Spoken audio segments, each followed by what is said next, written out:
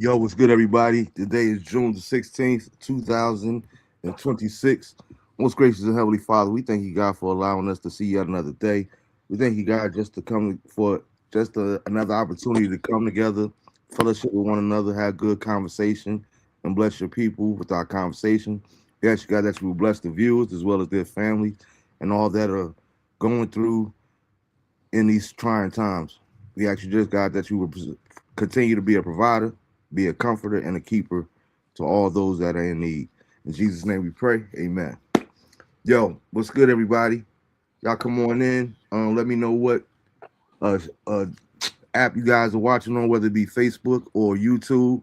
Please feel free to put your comments in the comment section and be a part of the show. And we'll get to them. Let me know whether you're watching on Facebook or either YouTube. And if you haven't done so already, please go ahead and subscribe to the channel. It's free. That's the Marvin Bennett Jr. Show on YouTube. Subscribe, like, and share. Tell all your friends about it. We also have older shows on there as well. Before we get started, I got a couple Born Day shout outs. I want to say happy Born Day to my man Mike Simmons. Happy Born Day to my cousin Kevin Williams. Sister Barbara Jones, love you, lady. Happy Born Day. Happy Born Day to Neen Johnson. And also, please keep her in prayer. She lost a house on her birthday due to fire. So please keep her in your prayers. That's to Nate Johnson. Um, birthday shout out to my man Brett Johnson, Wilmington, New Hanover classmate. Owen Forbes, Miss Lisa House, Miss Violetta Green, Matthew Johnson, my man, my lawyer, uh, Pastor Chris Turner, former guest as well. The beautiful Miss Tanya Help on celebrate her milestone born day yesterday. Happy born day again, lady. Um, DJ Mustafa's New Jersey zone. My big bro, Big Ronnie. Happy born day to my man Jamal, born brought Boston. Happy heavenly birthday to Miss India Gentry. Happy heavenly born day also to little T Williams Jr. And last but not least, happy born day to my sister Tanya. Love you, girl. We had a good time celebrating your birthday this weekend, along with the New York Knicks championship. But before I get ahead of myself, I want to ask you guys and solicit you guys for your prayers as well. Um, I want to keep the Baldwin family in prayer. Let's please keep the Baldwin family in prayer. Um, Priscilla, we lost Cliff Baldwin. So please keep my Baldwin family in prayer. The Deliverance Jesus is coming family in prayer. Um, reach out to if you have accessibility, please reach out. Let her know how you can help the family, things of that nature. It'll be gladly appreciated. Um, Let me see. Are you guys hearing an echo or feedback? I'm hearing echo or feedback on mine. Did you close that other one out? Yeah, I think I did. Okay. All right. I'm just getting a little distortion on my end. I'm not sure what it was. I don't think I hear it now though. Just a little bit. Let me know if you guys hear it on you guys end. With that being said, we're gonna go ahead and jump into the show. Tonight I got a young fellow I used to work with. We met a couple of years ago. Um, a fellow New York native. I'm not New York native. I'm Jersey all day. Let's be clear. But he's from New York. He's a New York representative. He's a fellow New York fan, New York Knicks fan, musician in his own right, songwriter, uh, all that good stuff.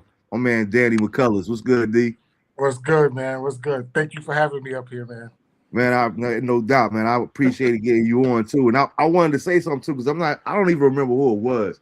A lot of times people get, they see the banner back and forth on my comment sections and be like, man, do you like know these people or like do you have a personal relationship? And I'm like, 'cause I forgot what we was having an exchange on one of my posts or something. And I'm like, y'all gotta understand, like us from up north, we don't take things as like personal. So a lot of people that don't know, and they might be reading it as like tension. It's Right, no tension. right, It's just that's the way it's passionate dialogue, it's passionate debate. That's the way Right. we do. You know what I mean? It ain't never like, oh, when I see you in the street, it ain't never none of that type of time. Right. I need even people to understand that. And sometimes I don't even go out my way to express because I'm the type of person that's like, if you know, you know. You know what I'm saying? And what's understood doesn't need to be explained. So I Right. already know, like, it ain't no beef with you. You ain't feeling no way toward me. It's just that when people read the comments, I don't even remember what the post was, but I remember somebody reaching out to me like, yo, you and that daddy kid, all right? Like, we just, you know what I mean? We have a good dialogue, you know what I'm saying? And that's what life is really all about to me. You know what I mean? I don't like having conversations with people that's all like-minded. When we agree on every single thing, I don't like yes men. I don't like that. Like help me grow because Right. opposite or opposing, so to speak, difference of opinions that brings awareness and understanding. Now, I always say one thing about it is a lot of times when people give their opinion of different things, for me personally, anyway, it's like, you know what? I never looked at it like that. Right. It doesn't mean that it's going to change my perspective, Right. but it also, as a man, it helps me to acknowledge, okay, that is a possibility, and I can see how somebody might see it that way, even though I don't necessarily see it that way. So it ain't always. We live in such a society, especially with all the social media and what have you, where everything is either right or wrong. Right. You know what I mean? And everything isn't right or wrong. Everything isn't black and white. There's a different gray areas. And before we even get into the Knicks, I said what I said. You know, a lot of people was going back and forth about my post about Becky Hammond. I don't know if you had seen it. You know, what she had said about Jalen Brunson and he's not an A1 and all that there. And, you know, my response was like, yo, Becky, stay over there in the WNBA. You know what I mean? You know, stay over there. And I know a lot of people, you know, even my homegirl, she was in the comments and a lot of people only took offense to it because it's a woman saying it, all that there. Like the old people used to say back in the day. Grown folk, stay out of grown folk conversation. You know what I'm saying? And I'm not talking to her directly. I'm just saying with Becky Hammond. Becky Hammond was an outstanding basketball player. I remember I was a big fan of Becky Hammond. You know what I'm saying? When she was on her playing day, coaching career, one of the first women to ever be an assistant coach in the NBA. Hats off to her. So her basketball IQ is one thing, but however, there's a big difference. I don't care what you say. There's a big difference between the NBA and the WNBA. Not saying that women can't play basketball, but it's not the same. It is a difference. Right. And I'm always stand on that there. I'm not a chauvinist. But there's a reason that God made women, and there's a reason that men are men. You know what I mean? And I stand by it. Hey, what's good, Thomas? How you? Yeah. So I just don't like that. It's like, you know, we always want to assert ourselves, and you know, I don't really want to get too much into that. But this whole equal right thing, man, it sometimes it get kind of nerve wracking. You know what I mean? Because you know, men could always say, well, we should be able to have a right to have a baby too. You know what I mean? We got the right. Like, yo, everything doesn't need to be have a cause, or everything doesn't need to have a fight or this coalition of inclusion. You know what I mean? Right. I go back and forth all the time on this at work, right? So it's a physical job, and you know we got to do a lot of physical things. So a lot of times, you know, they'll see women like I just had this conversation the other night at work. So it's these boxes we load and unload freight. So a lot of days it's not a different weight, you know, whatever here the case may be. So this young lady was doing her job, and she was struggling a little bit, but she didn't ask for any help. So did I help her? Absolutely not. Let her struggle. You know what I mean? And one of the guys said, "Man, come on, man, that's a woman, boy. You know, you can't let no woman do all that by herself." And I said, "Listen, when I get how you doing?" always in somebody's business. No, come on, I'm just saying, hey, what up? Yeah, listen. She accepted the job. She knew what the job entailed. So be able to do the job. That's it.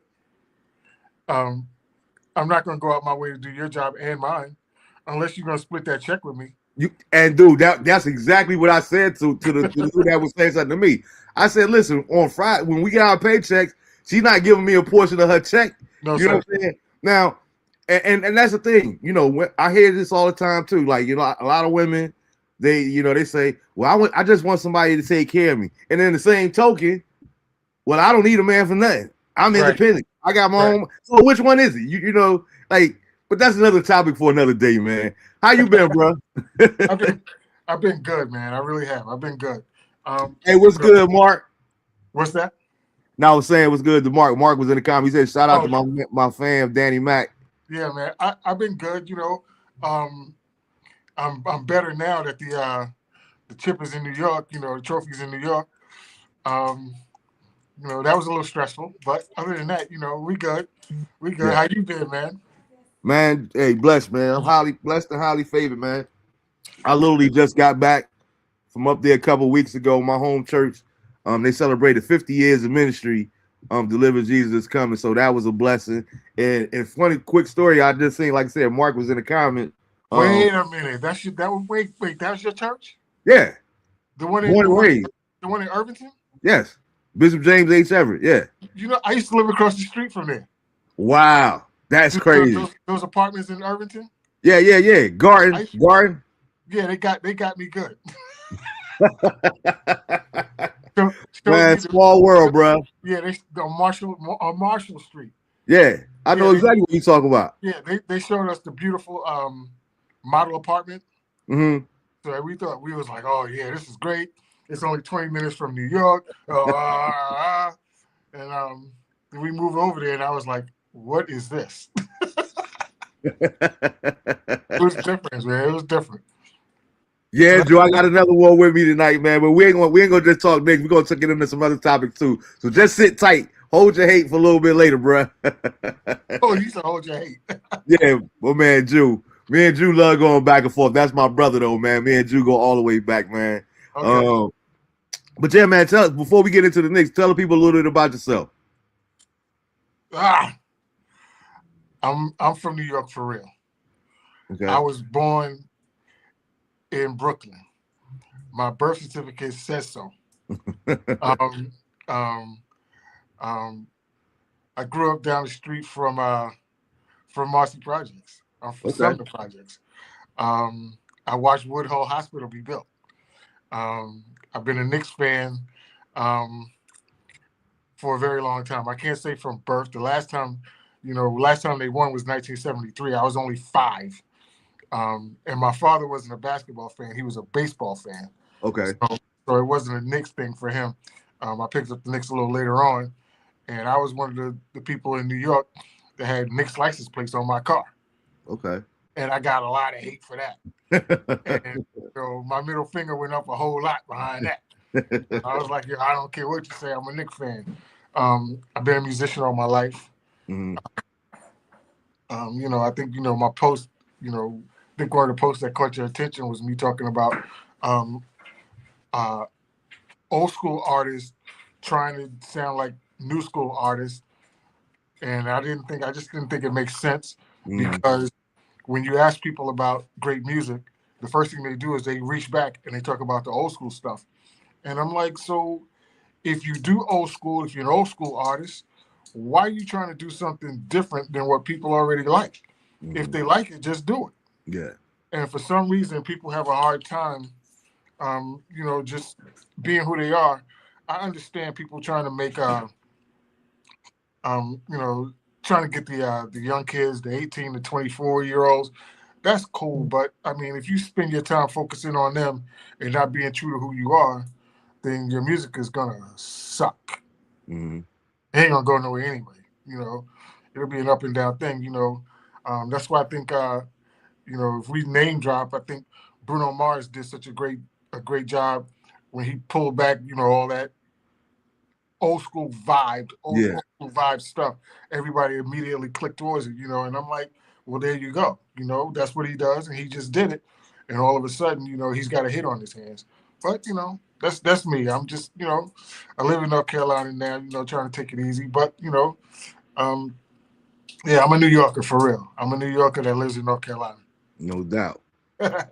Yeah. So, and it's funny, you talk about 60 degrees of separation and just how, God and how life works out. It's funny. You just said you just lived across the street from my home church that I literally grew up in.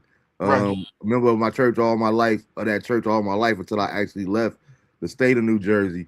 But Mark Turner, who's here in the comments, is your father-in-law. Right. And I remember years ago, like, all right, so just to give you a little backstory, growing up in Jersey, Bishop, the late Bishop James H. Everett, that was our pastor. Uh-huh. Mark was a part of the Five Disciples, a group that he was in Right. back in the day, Right. and it was funny because, even when we went to Little Rock, Arkansas, we would do ministry. Every once in a while, my mom would always like, oh my goodness, I'll be leading praise and worship with different things. And my mom would say, you remind me so much of Mark. You remind me so much of Mark. And your mannerisms, oh my goodness, that made me think of Mark. And I'm like, I gotta find out who is this Mark dude? Like, who is Mark Turner? Right? Right. Because Deliverance, the church that they came up in under the late Apostle Turner Skinner, it was like a legendary ministry. It Right. was super, super duper legendary. And it was like when he passed away, I had already heard about Mark, and I knew, shout out to Mark and Alfred Simmons and my man Sproul, Mr. Smith. So I knew my history, I knew my history. But when we had the homegoing service for Bishop Everett in 2020, I finally got to meet Mark for myself beyond just the stories. And I remember having a conversation with him, and you came up. Or he was going to be down here. I think the weather was coming up. And so Danny, what do you know about this guy? I said, well, I don't know him that well. I said, well, what I know of him, he seemed like a solid dude, I can't give you too much intel, but Right. from what I know of him, he's real respectable. I know he's a musician and whatnot. So, he seemed like a pretty cool guy. And here it is, all these years later to come full circle. It's like to meet in North Carolina, not at Jesus is Coming, like, not in New York, like all these years later. Right. It just baffles me sometimes. And I'm in awe of it. You know what I mean? Because it's all about God's timing. The funny thing about that, just you bringing up Deliverance, my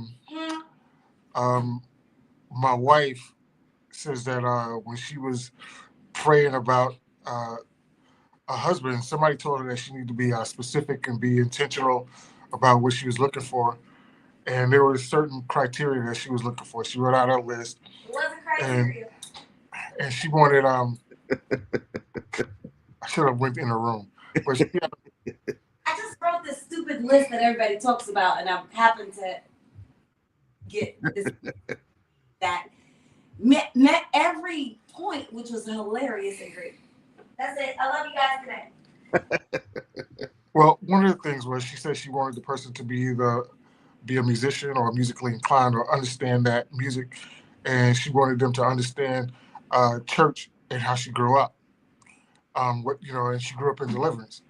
And when she said it, I just kind of chuckled to myself. I let her talk the whole 9 yards, and then I said, "Well, I took piano lessons at Deliverance." Wow. When I was like 8, I took piano lessons. And I was like, this guy named Marcus Barnes? And she was like, that's my uncle. I was like, yeah, I took lessons from Marcus Barnes, on Saturday mornings. And she was like, oh my God. So I knew about Deliverance. I knew her uncle. Her uncle gave me piano lessons. So, we both from New York, and we dealt in the gospel music industry. So we were at a lot of the same Friday, Saturday, Sunday night programs, but we never met. We never met. I didn't know her, and she didn't know me. But as we started talking, we knew all these same people. It was like, wait a minute. And she was like, you played for who? And it was like, how did we not meet? Of course, there's a little age difference between us, but we never met. So when you talk about God's timing, it's kind of crazy because we met online, actually. She was living in Charlotte, and I was living in Los Angeles. Okay. So, it was, it's all a timing thing, things happen the way they're supposed to happen, and that's just a little bit of it, so it all comes full circle. I lived in Irvington, in your area, Yeah. your church, and Mark Turner was my father-in-law, and you kind of knew of him, and we met here. We met down here. We were working at Yeah, CenturyLink, right? yeah. Uh-huh. Yeah, we met at CenturyLink. So it's you know the timing is a good thing. It's a good thing. It's always good. Um, it happens when it happens. Yeah.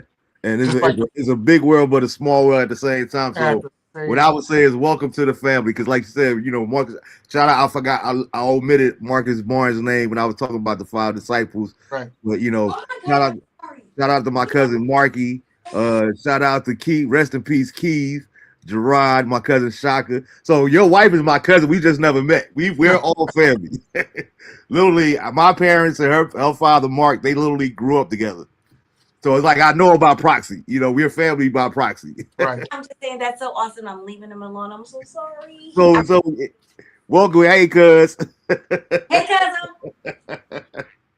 Yeah, man, it's a beautiful thing, man. Like I said, especially when everything comes together. Because your name is Dan E, but my boy Daniel Carr down here, we're the same way. We both Really? grew up in Newark, New Jersey. Never met. I'm quite sure we was at all kind of musicals together at St. Paul Via Baptized, but we didn't meet 20 years later till we both moved to North Carolina, and now we're tighter than ever. But it just always amazes me how we didn't never meet in New Jersey. Like I Right. knew his sister. His sister played the drums. He was a beast back in the day. We'd be up at, like I said, we'd be at Fire Baptized, St. Paul's. We was shedding before shedding was a thing. Joe Flip Wilson. You know what I mean?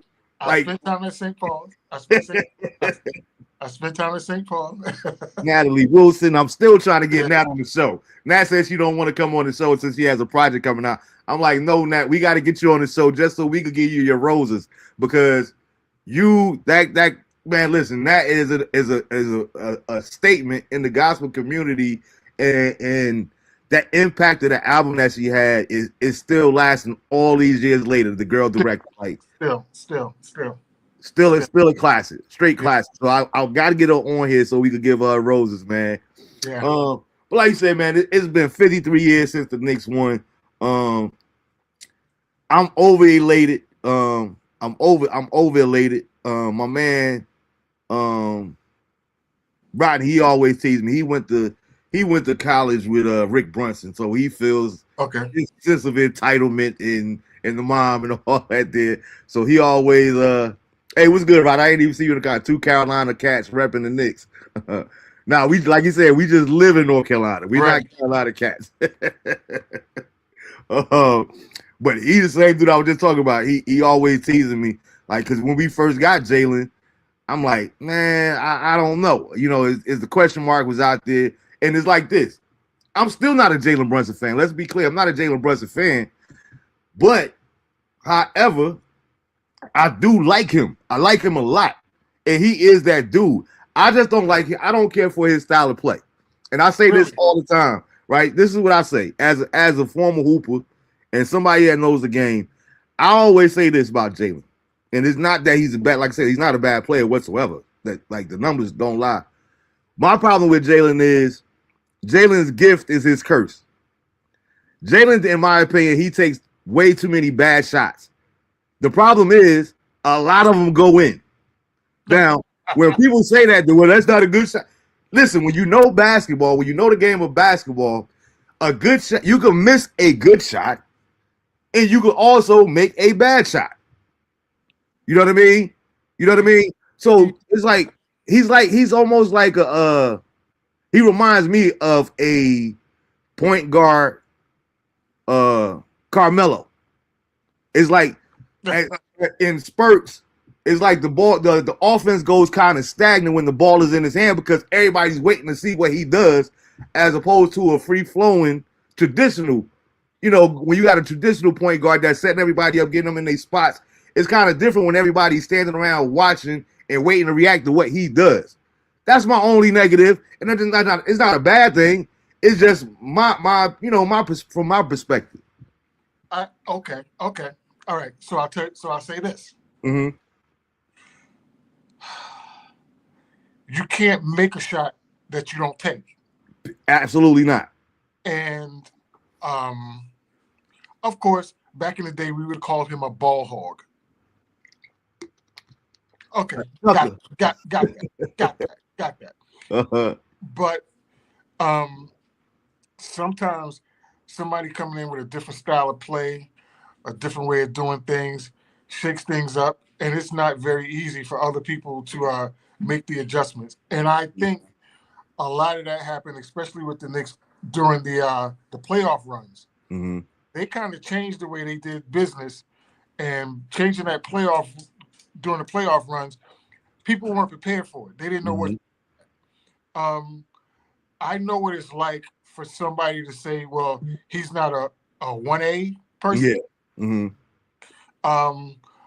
I played in a band in New York, and none of us were considered 1A. But when you put all of us together, we smashed everybody. Mm-hmm. And we smashed everybody because we came out of left field. They didn't know what to do with it. Yeah. So I get it. A bad shot, I don't know how to say it's a bad shot because, again, you don't make a shot that you don't take. I'll tell you this story. I heard Herbie Hancock played for Miles Davis, and he said that he sat down, he was playing, they were going through a song, they were playing, and he hit a wrong note. And instead of Miles giving him the business for hitting the wrong note, Miles played around the wrong note and made it right. Mm-hmm. So, yeah, everything, I'm not going to say that it's wrong. I'm not going to say that it's right. I'm not going to say it's good or bad. It is what it is. It's what we needed in order for us to win that chip. Mm-hmm. So, yeah. Jalen Brunson, I'm a fan because he got heart. And I think I learned to do the same thing that he did, that when people underestimate you, I'd rather not argue. I don't even respond to it. The way I respond is I win. Mm-hmm. And when I win, then all of a sudden you're like, okay, I underestimated you. That's a you problem. That's not a me problem. Yeah, exactly. So I love the way they put the team together. It's like they put a band of misfits together and just and smashed everybody. I think it was fantastic. Mm-hmm. And Rodney said, no ring without Jalen. Hey, what's good, Fa? And you're absolutely right. But the same thing could be said about Cat. The same thing could be said about OG Anunoby. Right. Period. You know what I mean? And somebody, I forgot one of the shows that I was watching, they made a good point. And it kind of reminded me of that same thing, but not to the same degree. It is like this Knicks team, this championship team here is almost, it reminds me of, or puts me in the mind of that Detroit team, with Chauncey Billups and Ben Wallace. You know what I mean? Like you say, we don't need no top tier or the superstars. We don't need a Shaq and a Kobe. We don't need this here and that there. Right. And the truth be told, we actually should have been in the finals last year, in my opinion. We should. Know what I mean? But Tibbs, I didn't like Tibbs' coaching style, even though I respect him as a coach as well. Right. And it was like historically, and I always go back as much as I can't stand the Bulls. It's like Derrick Rose should have never been in that game. Like his whole career was we don't know what he would have been. You know what I'm saying? Like, why do you have this dude up while y'all up 12 with just seconds to go in the game? Right. Then he gets this major injury. Now Chicago whole season is shot. And like I said, his whole career is jacked up. Tibbs, we had a capable team last year. It's just that he didn't know how to utilize people. Right. And it was like, for me as a fan, I kind of felt in the beginning of the season, Mike Brown was kind of ODing, doing the opposite. He was playing so many people. I'm like, who is this dude? I had to look up people doing games like where did this dude even come from? I didn't see him on the Westchester team, the G League team. It's like Mike Brown was playing everybody.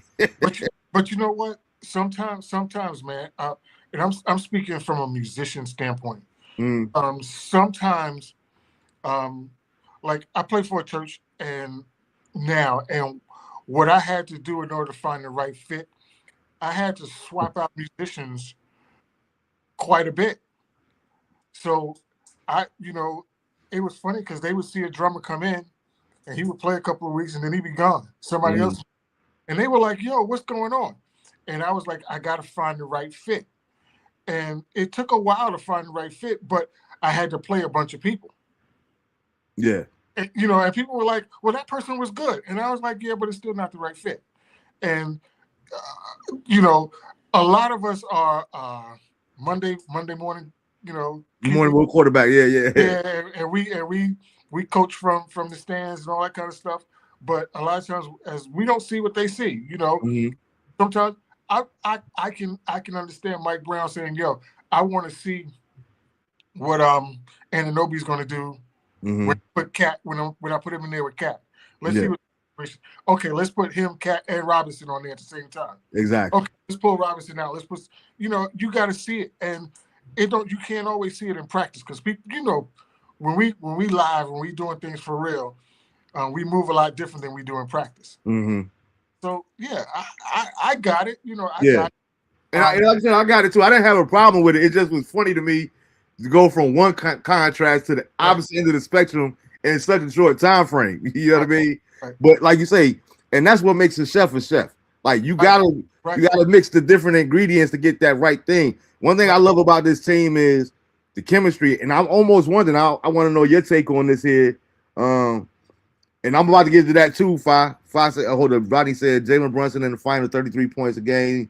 The next play is Towns at 16. It's going to be another 20 years. So enjoy it, Julie. Yeah. All right. I got one, baby. The Knicks broke a few NBA final records. And that's what I say. I'm not taking nothing away from the Knicks. We champions, period. Right. However, I'm like, only reason I will put an asterisk next to this finals is because of game 3.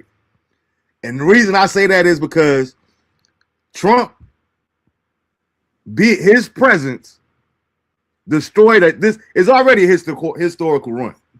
But it would have been a total different magnitude because I honestly believe if Trump hadn't showed up to game 3, they would have swept San Antonio. And I've never seen this. I've never once in my life said that I've never seen us sweeping. But the way they closed out Atlanta, closed our game, 51 points.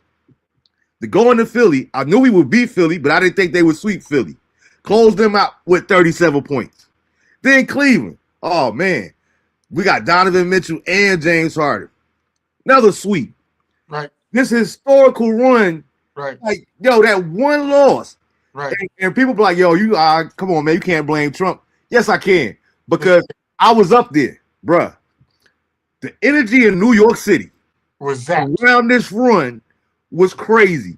For Trump to come in and shut down all the watch parties and kill that vibe, it was almost like having a birthday party and somebody shoot off a gun while everybody's singing happy birthday and you're supposed to be blowing out the candles. It killed the momentum. Now, good thing they got it back. Hey, what's good, Edmund? Edmund said Marvin looks like Cat Williams and Danny looks like Bill Russell. Thanks for the comment. Thanks for tuning in. I'll take that. Yeah, 2 legends at that. But other than that, like let's talk about it. Like Big Foster just said, you know, this was a history. They broke all kind of records. 13 games in a row. That plus I think I saw a plus 283. Yeah, exactly. Woo. Like and like I said, those amount of points on those closeout games. Right. Like you've never seen anything like this in NBA history. So is they the greatest of all time? Absolutely not. But you cannot take away what these men did this year. Hats off to them, salute, and the dedication and determination. And like I said, I think a lot of it had to do with, just like any championship team, it's all about chemistry. And that's the one thing that that's why I was so confident this whole playoffs, right? And I kept telling people like, oh, you don't believe it. You don't believe it. I said, because I'm waiting. Each game, Danny, I was like, okay, 6 more wins. 5 more wins. 4 more wins. You know what I mean? I wasn't getting excited. I wasn't posting anything until it was done because I seen this movie before in 94. I seen this movie before in 99. The difference in this team, though, and I do believe, well, we could get to that later, but I do believe those teams were actually better than this team. But it was a different style of basketball. Let's be clear. It was totally different style of basketball. Yeah. However, the difference that I seen with this team right here, why I was so confident is because I've never seen a team with that mental fortitude that they had. These dudes was locked in, and that had everything to do with losing that game 7 last year against Indiana that they should have never lost. You know what I'm saying? Like everything that Indiana threw up, winning. I mean, literally everything. You know They what? broke the NBA record that year. It was That just, game. It was just Indiana's year. Yeah. That was it. Yeah. I mean, it wasn't that we were less than or that they were that much better. It was just their year. This year was our year. Mm-hmm. And I think with all the madness that we've been suffering for the last 2 years with this cat in the office, man, there needed to be something that unified this country. And I mean, there were people that I know from Los Angeles that were like, "Yo, I'm not a New York fan. I'm a West Coast fan, but I'm rooting for the Knicks." Mm-hmm. There are people that they just talk straight up. I'm not a New York fan, but I'm rooting for those Knicks. I want to see New York win. It was just our year, man. It definitely was. I gotta ask you this: Mm-hmm. Game 4, halftime. Mm-hmm. Those numbers. How'd you feel about that? In all honesty,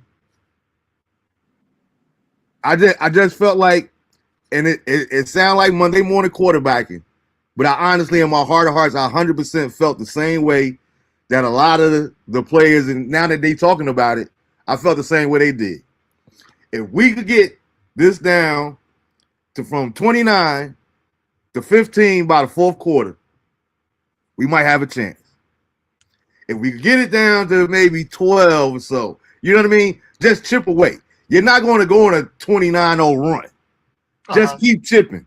Just keep staying locked in the way that they had. And they actually did it. Now, did I know that they would win the game, come back and win the game? I would absolutely not say that. But I knew that they would come back. Hey, I knew they would make it close in the end. Hey, Marvin. Uh-huh. I'm going to be honest. I was on the same page as Stephen A. Smith. When I saw that 29, you know what I did? And this is no lie. Hand to God. I poured me a drink of vodka. I took a shot of vodka straight to the head. And I went to bed. When I woke up and saw that we won, I was like, "What?" That night, what I had predetermined was, and if somebody goes back and look at my timeline, I said it. I was like, tonight, the refs are not going to let us win. So we're going to have to do this tomorrow. It was just, I just felt like, and the truth is, I had been watching all the posts and everything about the officiating, what the refs were doing. Yeah. I watched an interview with a former ref, finals ref, that said that when teams are down 2-1 or 2-zip or 3-1 or 3-zip, they would bring the refs into a room and show them a bunch of plays and have them focus on that. And those plays were always in the favor of the underdog. Mm-hmm. And felt like that's what was going to happen. And when the ref didn't call Castle for forearming Brunson, when they didn't call Wimby for grabbing him by the neck and throwing him to the floor, I was like, you gotta be kidding me. Mm-hmm. I just felt like the refs were playing for the Spurs, and I was like, okay, all right, they're gonna make us go 7 in order for us to win. Mm-hmm. And then, even hearing that game 3, they said that they made like $580 million for that one game. Yeah, absolutely. I was like, I understand them extending the mm-hmm. but at the same time, I was like, I'm fearful for them extending it because every time those cats play, that's an opportunity for somebody to get injured. Yeah. And the way Wemby was playing, I was like, he's gonna hurt somebody. And I was like, they should just let us finish this out before that dude hurts somebody. Mm-hmm. And that was my concern. But I never doubted that we would take the chip home. I never doubted that. I just that night, I felt like they weren't gonna let us win. Not that night. Edmund said, shout out to Ed said, shout out to Mike Brown. He proved to haters he can coach. Yeah. Absolutely. Drew said, stop making it out too much. All the champs, bro. Typical Knicks fans. Ain't too much, bro. We just giving them their props. Knicks took their heart, Marv. Trust me. Knicks took their heart. They played them the way they were supposed to. Big Five said, what was the greatest team all time in the finals? Oh, yeah, I'm going to get to that, too. He said, Marv, call Becky and tell her to log on. I wish she would. I love to talk to her. Call Paul Pierce too. I have some words for him. Yeah, they was out of pocket. So to your point though, Drew, that's another big factor. Because a lot of people are gonna hate. All right, so let me address this before I forget about that too. All right, keep that same energy. That's what I was saying the whole time too. But because when the playoffs first started, it was a full-blown conclusion to most fans that whoever wins the West is going to win it all. Right. Then when the Knicks, we waiting to see who we going to play. Right. Right? So as soon as it's official that San Antonio went, the Spurs going to sweep. The Spurs going to do this. They don't stand a chance. And, oh, my goodness. And I'm like, okay, I'm reading all the comments. I'm staying quiet. I'm just staying quiet. I ain't responding to nothing. Then we go up 2-0. Right. Oh, man, listen.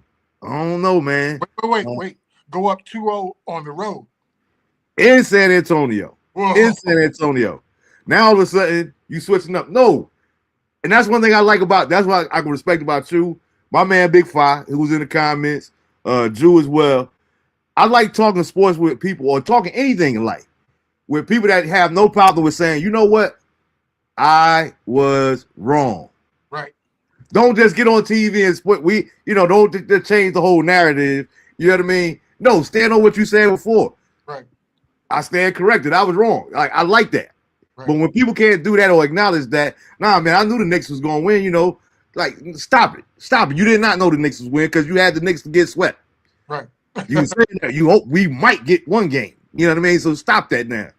But to Drew's point, though, a lot of people, and to what you said earlier, there was a lot of people because even back home, like my brother, who I was watching the game 2 or 3 with, he's a diehard San Antonio fan. Okay. And we watching the game together.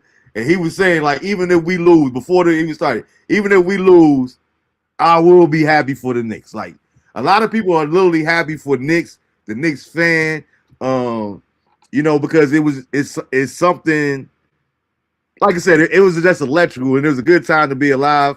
I could finally say that, you know what I mean?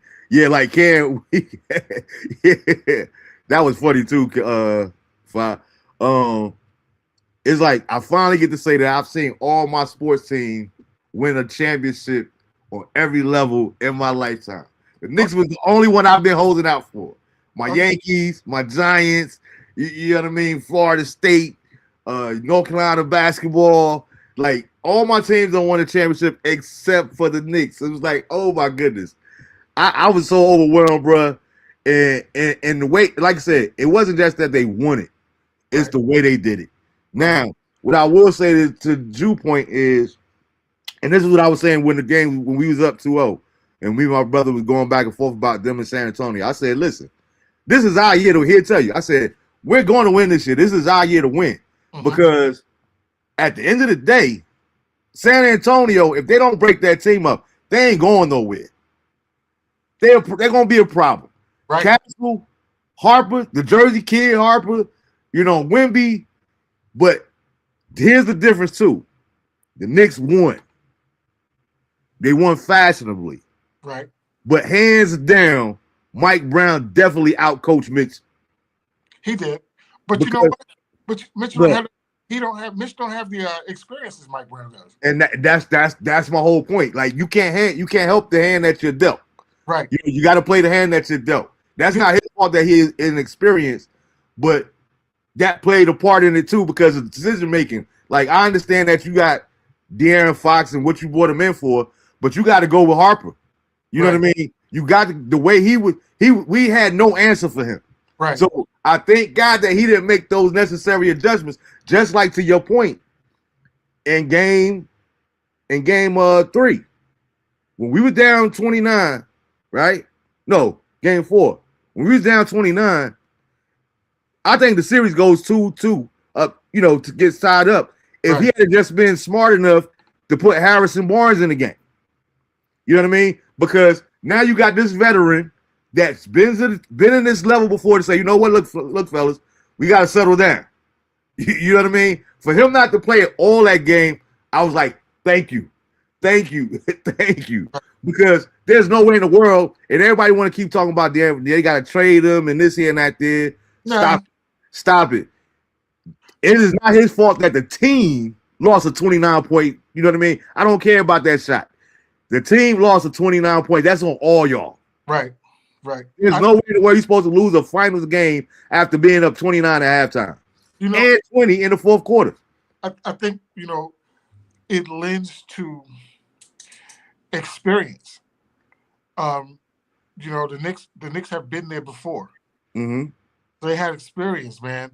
When you got a team where everybody is 19, 20, 22, the oldest guy is 20.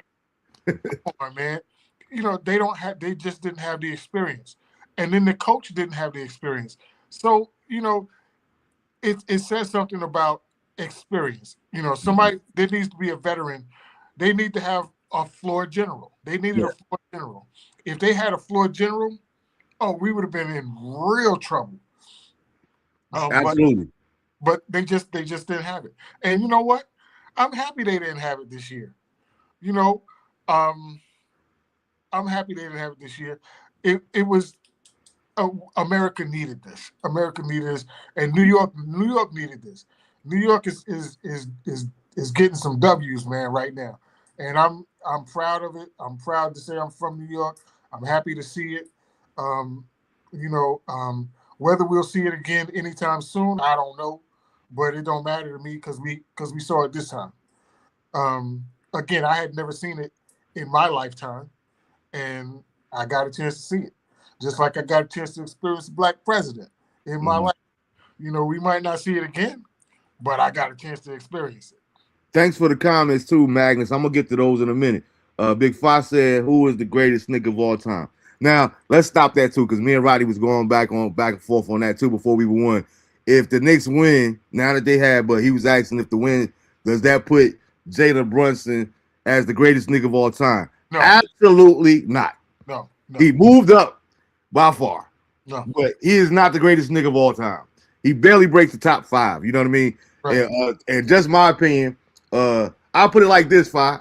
I can't really say who is the greatest Knick of all time, but what I will say is, in my opinion, from the great Clyde Frazier, one of the reasons I won number 10, Clyde said it best. He said, in his opinion, the real cat, Willis Reed, is the greatest Knick of all time. He said, now, when you ask Willis Reed say Patrick Ewing. When you ask Patrick Ewing going to say Patrick Ewing. So it's possible. A lot of this stuff is that's another thing I do too. Like when it comes to talking sports, I always keep in mind, especially because I don't want my blood pressure going up. I used to be so animated and passionate about these arguments, but I had to realize you got to start basing it off of who you having this argument with, right? If I'm talking to my son who's in his 20s, you know what I mean? He's gonna see it differently. LeBron James, man, listen. Okay, I can't knock what you saying because I always go back to even my pops. Like when they talk about the greatest conversation and all that there. A lot of people our age, Michael Jordan, man, we ain't never seen all that. But I asked them cats back then, Dr. J. You had Wilt, you had got Kareem, you got all these different names. So the GOAT conversation, I don't really like having it because it's always subjective based off of your own criteria. Me personally, I think the greatest basketball player ever is either it comes down between one of the two big men, either Bill Russell or Kareem Abdul-Jabbar, because they won on every single level and they've been winning all of their lives. You know what I mean? Michael Jordan struggled to make his varsity high school basketball team. Right. You know, and I just seen something yesterday where they were saying that Jalen Brunson and Magic Johnson are the only two players in the history of basketball to win a championship on every level, from high school to college and the pros. Now, I said I got to go fact check that, but I don't know if Bill Russell did too, because I know Bill won on every level. I mean, Kareem Abdul-Jabbar did, but I'm not sure if he won in high school. So I gotta check that out. Okay. But, so check this out. Mm-hmm. My father worked for IBM in the 70s. So in 1978, we moved down here to North Carolina. We moved to a small town called Cary. Okay. All right. While I was here, Michael Jordan was in college. He played at UNC. Michael Jordan was nothing special at UNC. Matter of fact, we didn't even know his name. It was all about Sam Perkins, James Worthy. Mm-hmm. So Michael Jordan wasn't super special until he hit the Chicago Bulls. So again, now people said that they saw the greatness in him, but we didn't see it in college. Yeah, absolutely. We didn't see it in college. So when he came out as this phenom with the Chicago Bulls, it was like, wait a minute, why weren't you doing that in college? He wasn't doing that in college because Dean Smith wasn't having it. So coaching plays a big difference. Mm-hmm. Your teammates are play a big difference. The culture around your squad makes a big difference. And I think the attitude, the culture, the mannerism of everybody on this New York Knicks team right now is what brought us the championship. Yeah, no doubt. Hey, let me get to this. We'll come back to that real quick. I want to get this comment before it disappears. Magnus said, when can we talk about the Knicks cheating the cap with Brunson and his daddy's deal? He also says Brunson only took the discount to get it back via his daddy's huge deal so they could use that leftover cap to fill out the roster. Now, so I don't remember all the particulars around that back then. So my take on this is this, and I'm gonna let you go, Danny. To your point, I don't know much about how much he did it for his daddy, whatever the case may be, but hats off to Jalen Brunson, because I thought he was insane and crazy for taking $100 million less, saying go out there and get me some help, because $100 million, like, I'm not giving that up. I'll be like Melo, bro. I'm gonna be on that. Like, I won't have a championship, but I will have an extra $100 million in the bank. Like, for him to make that type of sacrifice, it showed me a lot about his character as an individual. That's one reason I say I'm not when I say I'm not a fan of him basketball wise. I'm definitely a fan of him as the man, because like you said, he's a dog. He got heart. I like his style of leadership. I don't necessarily care for his style of play, but I like his leadership. I like his mentality, and I like just his character. I remember even watching I forgot what it was. It was one of the games last season, or maybe his first season with us. He was doing a post-game interview, and the way he was just moving the chairs and couldn't even talk on the post-game on MSG, I was like, you know what? This cat right here, he's different, and he really loves the game. You know what I mean? He's not egotistical. He's I like him. I like his style as far as a man, and that was one of the. I literally teared up. Because people like, did you cry? Was you gonna cry and all that? I really wasn't crying until I didn't even cry. It did bring a tear to my eye though when I got to see him and Rick embrace each other when it was finally done.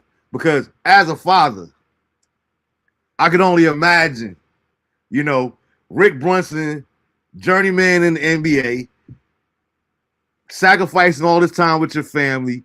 Played for the Knicks. Yeah, played for the Knicks. Never was an all-star. Right. Never was an elite player. Right. But you worked just as hard as all of them did. Right. And now for your son to come along, you give him the blueprint, just work hard. I don't know if it's gonna work out, but if you work hard and stay true to yourself, the sky's the limit. And to Right. see them be able to share that moment, you know what I mean? And him, like you said, with Rick being a part of alumni for the Knicks and knowing how the city and the fans feel about the legacy of the Knicks, whether you win a championship or not, he know what it's like. You know, and even Rick said it. Because if I said it, yeah, I'm riding with Pat. Rick said it to the same thing after the championship was over. He said, "Oh, be clear, Patrick Ewing. This is my son. I love my son, but Patrick Ewing is the greatest nigga I've ever seen." You know what I mean? And I'm not mad at nobody for picking Pat either because, like you said, that's what we remember. Right. Even though he never won a ring, like I'll tell people all the time, you know. So that's always the argument that we have in sports too. You know, when you play to win a championship, no, you play to win a championship. Marv, I played to be great. Like even when you talk about musicianship, when I played the drums, I never cared about being the greatest drummer. Right. But I wanted to make sure anybody that ever heard me play, yo, I heard this cat in Newark, New Jersey. Right. Yo, I heard this dude in Raleigh, North. Yo, you see what I'm saying? I ain't got to be the greatest. You ain't got to put me with the Marvin McQuitties and the Dennis Chambers, you know. But yo, I remember that dude. That's what I cared about. You know, personal legacy. Call it selfish or whatever you want to. That's just the way I am. You know what I mean? So I understood Melo. Hey, whether I get a championship or not, I got a no trade clause. I'm taking the money. I listen. As a musician, I have given up money to get other players on more than one occasion. So and if people say it's unfair that he gave up the money to beat the cap, this, that, and the other, I say, so what? Mm-hmm. So what? He saw something that we all didn't see. When everybody was talking about all them Villanova jokers gonna be together, blah blah blah blah blah, just that, blah, blah, blah, they saw something that we didn't see, and the fact that he put his money where his mouth was, I ain't mad at him. And what he did was he actually called out every other player, every other leader coming behind him now. What are you willing to sacrifice to see your team go to the finals and win a chip? Mm-hmm. No doubt. He put $113 million on the line. Yeah, Big Five said no Brown, no chip. The way the fouls were being called, Brown had to adapt. Him being prepared by playing everybody early in the year is how he knew what he had. I agree with that 100,000%. Five Big, that's a good take. Drew said Pat gave y'all some good. You can't say who the GOAT, but we've been blessed to see some great players from different teams. I agree with that too. I don't really like the GOAT conversation. I just have it because it's popular, but I don't believe that there is no GOAT either. There's been some dogs on every different era.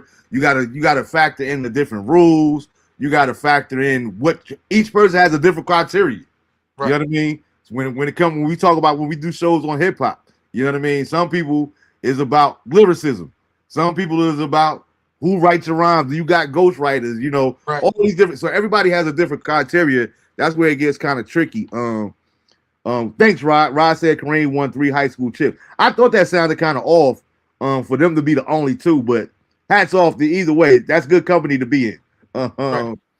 What did he say? Brunson. No, let me see. Get that back to that comment. Agreed. We definitely saw some classics. He about to get $400 million. Magnus said, but he didn't actually sacrifice the money. Is the point? He just got it back from his dad's deal, circumventing the cap. I don't have any idea what that means because you can't get none of it.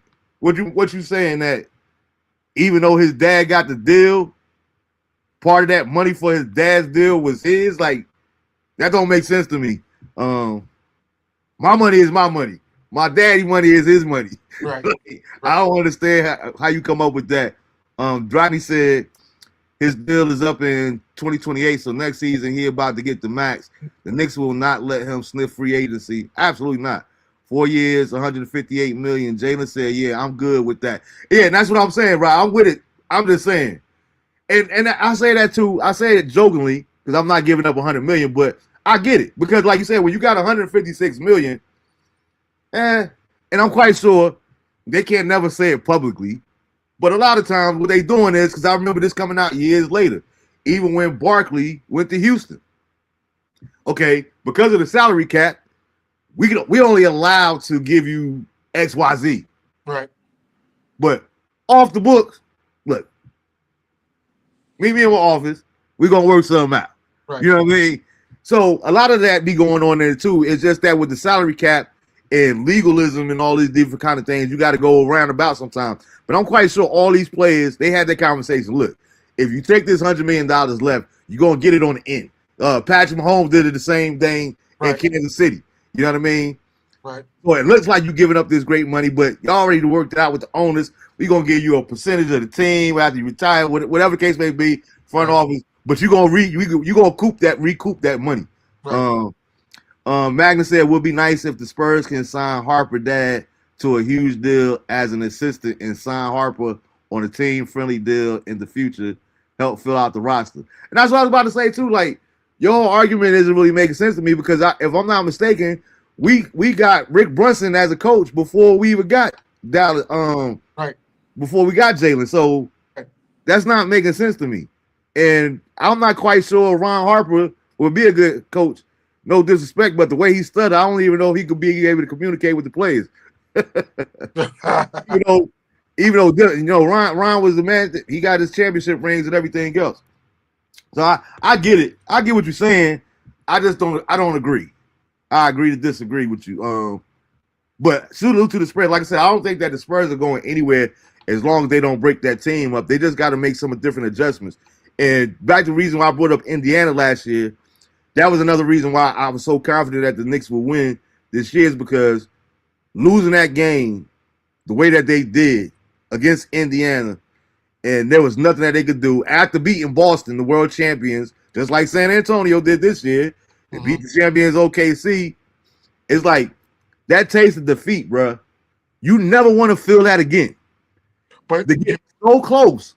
You don't want to go through that misery again. But you know what? That's what San Antonio's feeling right now. And that's why I say that's what scares me. Let's talk about Wemby for a second. Okay. I'm gonna say it. I am of the opinion that him coming from Europe, they allowed him to play 1990s style basketball right now in 2026 when everybody else had to play 2026 rules. Mm-hmm. They gave him that latitude. And to me, that was unfair. I felt like if you're going to let him play 1990s ball, let everybody play 1990s ball. Yeah, yeah. You know what I'm saying? Okay. When he pushed Brunson to the ground, okay. You remember Anthony Mason? Rest in peace, no doubt. Yeah. I was like, yo, they need an Anthony Mason to come in there. Or skate down the court and give him the business. Yeah. Oakley, Xavier McDaniels, you name it, pick one. give him the business. Give him the business. And if you're gonna let him get away with that, you gotta let us get away with one too. Mm-hmm. That it's just to me, it would have been fair. Mm-hmm. And I don't think that word fair or sportsmanship came up anytime from any commentator the entire finals. Mm-hmm. Nobody said those two words. Yeah. Nobody said that's unfair, and nobody said that's unsportsmanlike. And to me, that's a problem. Listen, you want your big man to be hands-on and dirty? I got you. So let everybody's big man be hands-on and dirty. That's fine. Mm-hmm. Come in. I remember, if you came down in the paint, boy. Period. It was over. Period. It was over. It was like, you don't go down in the paint. Mm-hmm. Don't go down in the paint. So I get it. But Wemby, I like his ball handling. I like his ability to move the whole 9 yards. I think he's a little too thin. He's a little too frail, right. Because there's no way, nobody 6'2" should have been able to push him around. Yeah, I agree. Hey, Magnus, I don't know if you're still out there. I'm gonna ask you this, Dan, and then you guys in the comments as well while I get to some questions. But I want y'all to answer this for me real quick. What was I reading? Okay. All right, so this is the question real quick. In terms of the Nova Knicks, you got Mikal Bridges, you got Josh Hart, you got Jalen Brunson, these guys playing in college. They won the college championship in 2016. 10 years later, they won an NBA championship together, which is totally awesome. I love that for their brotherhood, what have you. But do you guys think that this might be a new blueprint as far as, getting guys that played together in college for extended periods of time, for years? Because anybody that ever played sports, it's just almost like when you talk about music, it's good parallels. But it's like, I know I was having this conversation the other day. Me and my brother, we give each other a hard time. But when we got to Arkansas, like my basketball game went through the roof. Like real talk. I'm not saying it because it's me, but it was just like playing with my brother, because my mentality was I'm trying to get my brother ready for college in the NBA because he's going to make it. So therefore, I can't just be on the court because I'm his big brother. You know what I mean? I got to be able to hold my weight, like, you know what I'm saying, and prepare him. So we was playing with cats in the NBA. We was playing with cats that was in college D1 basketball. You know what I mean? We was on the grind, but we had to put so much work in together. We didn't never have to talk to each other on the court. He knew what I was going to do. He knew where I was going to pass it. I knew where he was going to be. It was like all those years of continuity just made it this in sync thing, this kinsmanship, knowing without knowing, like the Last Dragon. Do you guys think that this might be the new blueprint for the league to come? Other people are going to follow this blueprint. And while you guys are putting that in the comments, I'm going to let Danny go. But let me get some more comments real quick. Magnus, shout out to Magnus there. Fair call. Appreciate the dialogue, fellas. No doubt, man. I thank you for tuning in. Julian said, I'm happy the Knicks won it, though, but I'm not a Knicks fan. We know you're a Laker fan. Go ahead and sign LeBron again. I know you don't like LeBron. Drew says Spurs don't have to break up that team. Big man just gotta play more physical, and he needs to work on his footwork. Yeah, I agree with that to a certain degree, Drew. I think me personally, before y'all get to answering that question, you was talking about Wemby. I wanted to get my little take on Wemby real quick. I think Wemby is a solid player. I think about players like Kerry Kittles. I think about players like Kevin Garnett. Not saying that he's anything like them, but I used to say the same thing about them. Like they got to put on more weight. You know what I mean? To be able to make it in this league. And those were two examples where they really didn't have to. I think in Wemby's case, what San Antonio really needs is to get a bona fide power forward and a center, because Wemby is not a center. Just because he's that tall, he's not a center. That's one thing. They need somebody, like, think about it. Kevin Durant is what, 6'11", almost 7 feet. Nobody ever once thought about asking this mug to play center. You know what I mean? Because of his height. Wemby's not saying that he has the same skill set as Kevin Garden. KD. But to his point, he, like you said, his ball handling skills, what Wemby could do at that height is crazy. But can you imagine how dominant he would be if he played at the 3? If you got some big people around him, it would be scary with San Antonio. Like it would be crazy, bro. I tell you this though, it sounds like it would be a good thing, but and the brothers who said that he needed to work on his footwork, there ain't much that he can do with them boats that he got on his feet. Dude, his feet too big, man.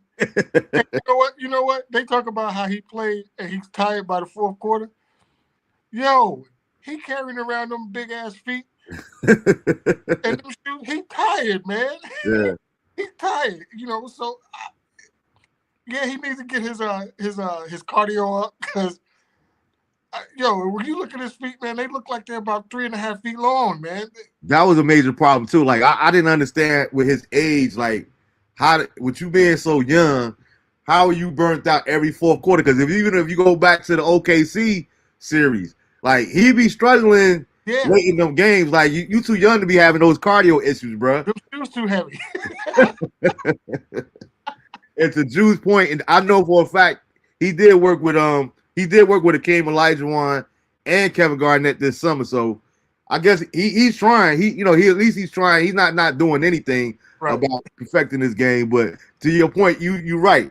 Last thing I wanted to talk about before we get off the Knicks and get into some other stuff. I was watching something and people were talking about Game 4. How even down 29, Monica McNutt. I was watching the MSG channel and they were talking about it. They were talking about post game and they were saying how it was something about like the Garden was dead, but nobody left the game. I said, listen, all that money you pay for them tickets, I would have been they would have had to put me out of MSG. Right. I would have been able to pillow and a blanket as much as those tickets were. Right. $7,000. Yeah, I'm not leaving early either. Like I said, security got to put me out this night. I'm staying here till they cut the lights off. If I pay that kind of money to get to a game. But it's not only that though. Listen, man, because we have come back so many times. Yeah, people were like, "Yeah, I believe, and I want to see it." I'm not leaving till the buzzer. I get it, man. I get it. I went to bed, but if I paid $7,000 for a ticket, I would have been there. I would have still been there. I even texted my brother. I said, "What in the world is John Gray fat behind doing on the court?" I was seeing John Gray in the back while they was doing like the post game inside the NBA.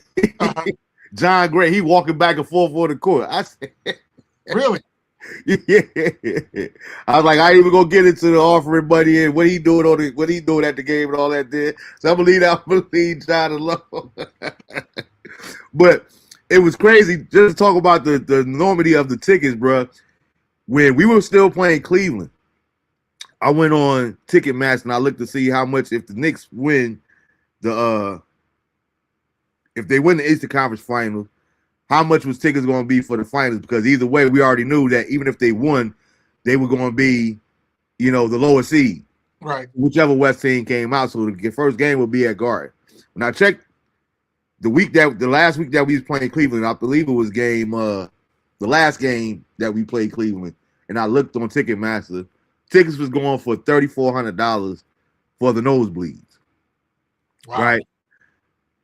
After we clinched, the day of Game 7 between OKC, tickets had jumped from $3,400 to $4,000. After San Antonio actually won, I went back and looked again. Those same tickets that were $3,400, they was now $5,000 just to get in the building. I mean, all the way in the rafters. Yo, right. Mark, remember? I don't know if you remember or not. But I used to work in the city. And if I was in the city late and there was a Knicks game, there was a time when I could actually just go over to Madison Square Garden and just grab a ticket and go inside. And it was nothing. I was like, now, man, you ain't just going to get off the train and say, I got a couple hours, I can just go. It ain't happening. Nah. And I think that's unfair because you should be able to say that. You should say, hey, son, let's go to the Knicks game tonight. Yeah. You should be able to, just grab a ticket for you and your son, or you and your two sons, or your nephews, and you should be able to call your boys and say, yo, let's all go to the Knicks game tonight. Mm-hmm. And you not have to take out a second mortgage on your house. Yeah, absolutely. It's unfair, man. There's some things that are unfair about the NBA right now. I hate the fact that we got to chase around the games. And I wasn't doing it. To see them on television, man. You Peacock, Prime. You know, all these different. You got to chase the games. That's unfair, man. That's Yeah. unfair.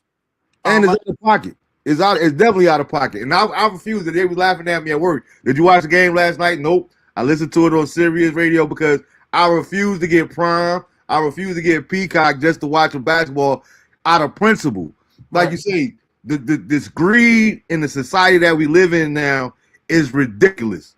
Yeah. It's absolutely ridiculous. Like you say, that you don't know what's going on, where to find the game at no more. And Rodney been in the comments. I remember, dude, we graduated in '93. I remember Rodney saying this back when we was in high school. He said, "Yo, there's gonna come a day where you're gonna have to pay to watch the Super Bowl." And I was like, "Man, get out of here, man." I started thinking about. I remember being a kid, 8 or 9 years old, saying, "Man, it's two things I would never pay for, and that's air and water." And now you got to pay for both of them. You got to pay for bottled water. You got to pay air to put in your tire. Half-off ain't free no more. So it's like everything is about money now. But the way they got it is absolutely ridiculous. Like you say, all over the place. They need to have something that's a little bit more contingency. And like you said, it's not just the NBA, because this has always been my problem when it comes to all professional sports. Because they always like to say that it's all about the fans. It's all about us. It's all about the fans. You guys make the game. But to your point, it bothers me. I remember years ago, the year that 2011, the year that the Celtics won it, my youngest son, he's a big KG fan. And they had already locked up the number 1 seed. So he's like, you know what? Me and his mom, listen, we're gonna make it a weekend. We're gonna go to Charlotte to watch the game. They coming down to Charlotte, so we made it a whole weekend. Get a hotel down there, get tickets to the game, get them whatever they want.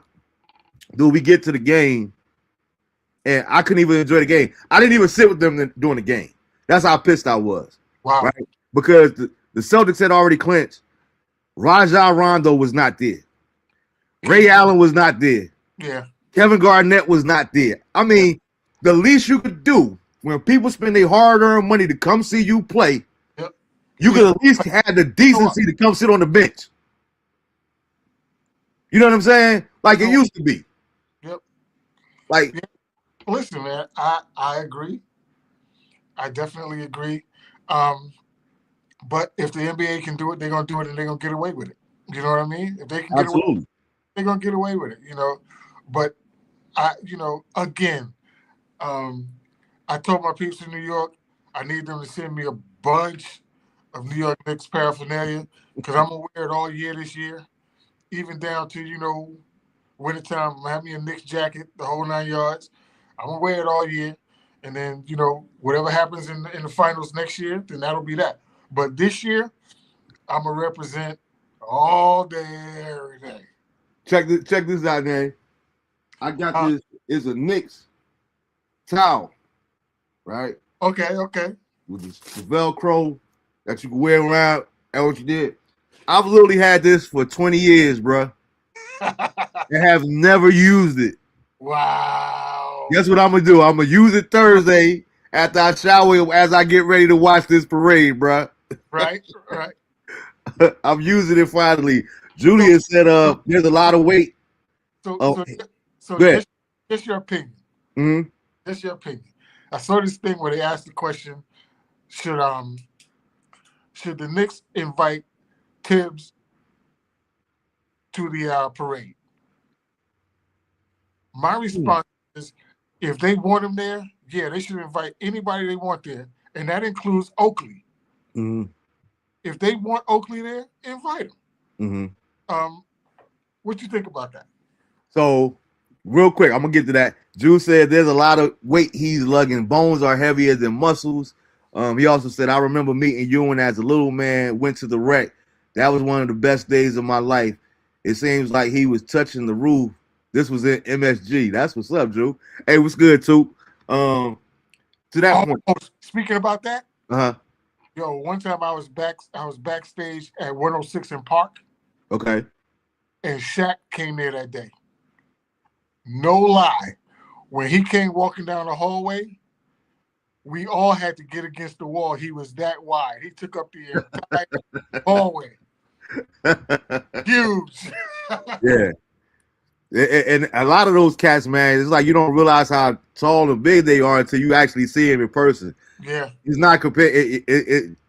Watching it on TV or watching it live, depending on where you're sitting at, it doesn't do it justice Right. as actually being up close and personal with him. But to your point, before the season even started, I was saying because I had the Knicks winning, but I had us winning in 6. Here's why: because I do believe in the script. I'm still gonna celebrate.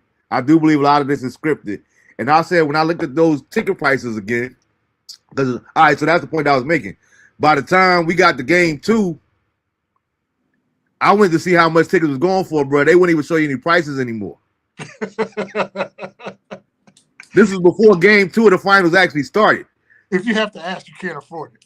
You know what I'm saying? But I'm saying on ticket price on Ticketmaster. In other words, even if we had to win the game 6, everything was already sold out. They wasn't even showing you the prices of tickets no more because everything was already sold out. Wow. So my thing was, there's no way in the world that's why I didn't believe in a sweep either. Because there's no way in the world the NBA wants 3 games in Madison Square Garden. Right. Because the last time I got the check and able to see the tickets, you know how much one courtside seat ticket was at the Garden? $595,000, $500,000 for one ticket. Right? I looked at San Antonio to see what the prices was for a courtside seat in San Antonio. You know how much they were? $50,000. Now, $50,000 ain't nothing to sneeze at, but there's a big difference between $50,000 and $600,000. Right. Right. So they definitely, I feel like they definitely wanted 3 games in the Garden. Now I said all that to answer your question, because especially when we won the first 2 in San Antonio, I went on record. I even posted it. I don't care what he need to do. James Dolan need to get himself together and put this beef with Oakley aside. Enough is enough. For Oakley to be banned from, because forget you guys' issue on a personal level again. And that was always my problem with Dolan as a fan. Like, I was almost ready to give up being a Knicks fan because of Dolan. Wow. I don't do the bandwagon and all that there because I've been studying Dolan and I know Dolan history. I remember years ago watching Baron Davis talk about in an interview how Dolan, he wanted to be this rock star. He plays guitar. He got his own little group. He used to literally have them listening to his songs and his music. They had to, I think it was like 2 shows a year during the season that the team had to go watch him perform, even though they wasn't feeling the fan. So real quick, a funny story about it, because Baron was talking about when Nate Robinson came to the team. So Nate didn't realize who James Dolan was. So during one of these pre-games, during one of these team meetings, James Dolan said, listen, I got this song I want you guys to hear, because we're going to play it during like the intros, as they calling out the starting lineup. But they didn't know that it was his band that was playing. And Nate Robinson's response was that, they played the song, and he asked them, how do you guys feel about this song? And Nate Robinson said, if we listen to this before we go out there in the game, we're going to lose about 40 points every night. And what happened that same night? They lost by 37. Okay, so let me ask you this. I was watching some cat online. I can't remember who it was. And they were talking about the Knicks not going to the White House. Mm-hmm. And they were saying, what they said was they should go because Dolan is so close with Trump and Dolan is their owner. Mm-hmm. I immediately took offense to that. And Dolan is not their owner. He's the owner of the franchise. And they are all grown men and they all make up their own minds. And if they don't want to go to the White House, they shouldn't go. Mm-hmm. What do you think about that? About people thinking that they should go just because the owner's cool with Trump? Okay. So before I get to that, to answer your other question, Tibbs, should he be invited? Whether he would accept or not, that's on him. I would like to see them extend the invitation to Tibbs. I don't know about him being on the float.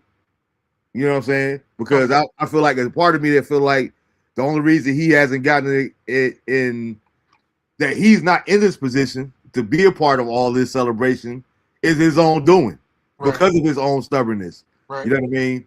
Right. But you were the one that kind of, along with Leon Rose and World Wide West, you did kind of put this like prime example when Steve Kerr first won.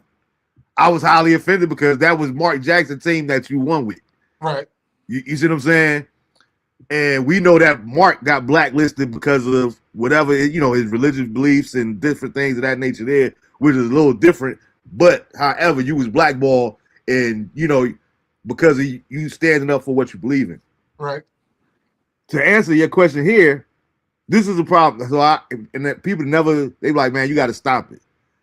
Me personally, I always compare modern day sports to professional sports, not even just professional sports in period nowadays, especially with this NIL money and everything. It's like modern day slavery to me, right? And people like, come on, man, after all the people, our people been through slavery, hear me out. It's not as harsh as slavery, but it is the same practice, right? And what I mean by that is we're going to pay you all this money. You're going to live in this gated community. You know what I mean? But I own you. Like, and again, back to Baron Davis, even when Sterling, they made him sell the team out there in the Clippers because of what he said about Magic and all that there. But Baron also was talking about how, when he played with the Clippers, how Sterling would be down there and he would have women, men, walking through the locker room, like, look at that stud right there.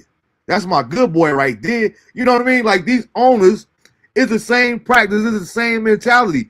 And why do we even call them owners at that? Right. Call them chairman of the board or whatever, but it's just the connotation that you would actually call them an owner. You know what I mean? So by proxy, even though we changed the terminology, it's the same practice. Now I used to get conflicted because I used to be so in love with so in love with football. I would literally, like, when the NFL Network first started, dude, I would take days off of work, even when we was at Central League together. I would take days off of work so I could sit there and watch the combine. You know what I mean? Because I wanted to see it. Then I started feeling conflicted as I began to get away because I'm like, you know what? This ain't no different than when I'm watching Roots and all these slave movies when they bring them off the ships and they checking the hips. Let me see the women's breasts if they got hips to bear children. Let me see how fast you can run, how high you can jump, how much weight you can lift, because they're about to invest in a new piece of property. I don't care for that I don't care for that visual. Yeah. That's why when they said, oh, they should go because they're owner, I was like, he don't own them, man. Yeah. And if they say they're not going, I think it's great. Yeah, they should go hang out with Mom Donnie. Mm-hmm. Now, to you ask my opinion on it. This is my thing, and I only can speak for Marvin Bennett Jr.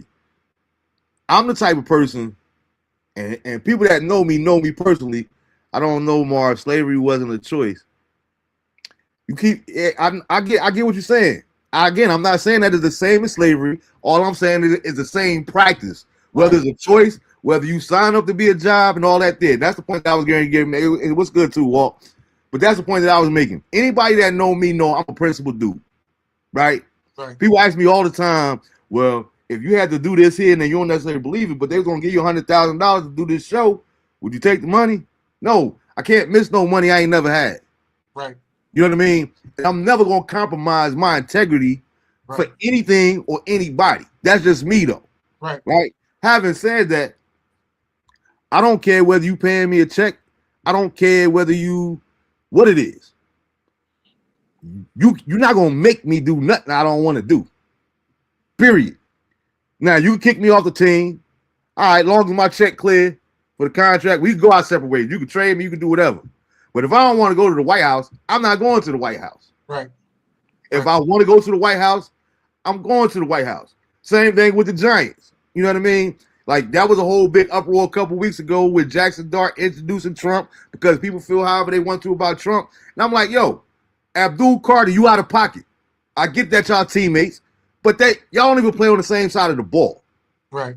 This dude ain't have a sleepover with Donald Trump. This mug introduced him, which was his choice, at a rally.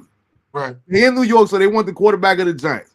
Now I get how black people might say, well, nah, man, you got to stand up. You got to have problems. That's a bad look and all that thing. That's just a bad look to you. Right. That man got a right to do whatever he want to do. Right. Whether you agree with it or not. So should they go to the White House? Who knows? I look at it both sides. It's almost like when people was coming down on Nelly. No. I'm saying if they decide, if as a team they decide, yeah, we're gonna go, then go. Yeah. But they have to go just because. No, absolutely not. Who with Trump? No. Nah, absolutely not. Because like I said, that's my thing. I ain't got to do nothing. Right. Period. Right. You know what I mean? And it was because I even looked at that when we was watching the game.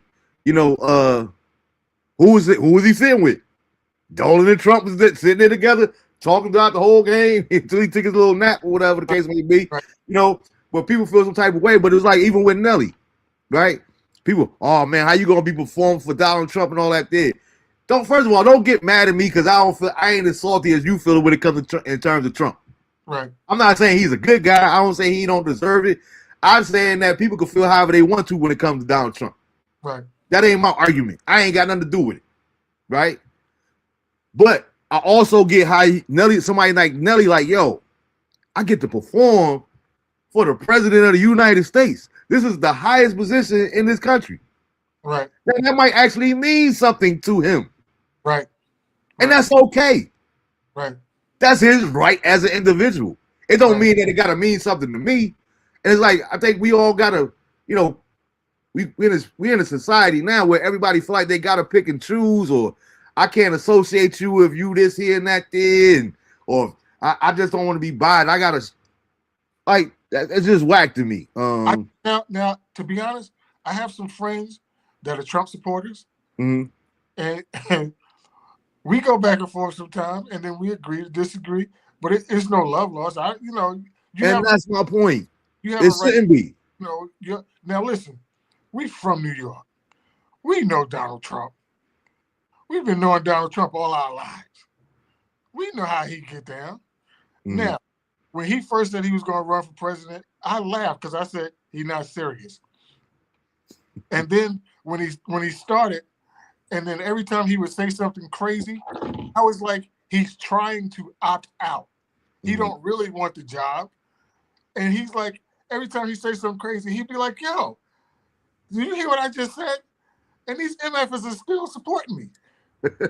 So he just kept going and going and going. So when they elected him, I was like, okay, that's what they want. Okay, that's what they really want. Okay, listen, he's not my cup of tea because I know who he is. That's fine, But if somebody, it just bothered me when these two white guys are talking about a whole team of black and Spanish guys talking about they need to go because their owner is cool, and I'm like, I don't like that. Yeah, I don't like that either, especially like when you talking about, like I said, I'm just that type of person. I ain't with no, you gotta do nothing. Don't tell me I gotta do nothing. Right. That's one thing I always had. I told any woman I was ever involved with, real simple. Now, I mean, this go back to junior high, high school, and I live by to this day. If you ever give me an ultimatum, you gave yourself your answer already. Because people talk about deal breakers. I don't really have no deal breakers in terms of stuff like that there, but it's other than that. Right. Don't ever give me no ultimatum.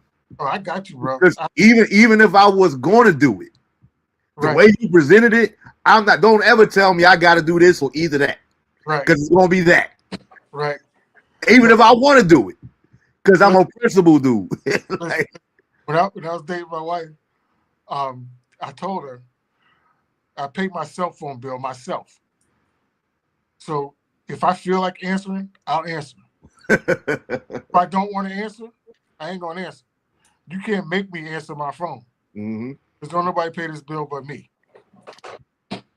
Big Five said, "What do you think is more memorable, Giants beating Brady or Knicks winning this year?" Knicks winning this year. And yeah, I was just about to say that they both is good, but it's like we live in this era too. That's another thing with social media. Is like Mason will be saying, new hotness. It's like we forget real quick. That was pivotal. Like especially, I'm a Giant and a Knicks fan. I think that was exceptional. Historic. All right, so let me put it this way, and I'm not being double-minded, but it's like historically, to be the only team to beat the Patriots that year and to beat them in the Super Bowl, that's monumental. Yeah. And especially for Eli to be 2-0 against supposedly the GOAT.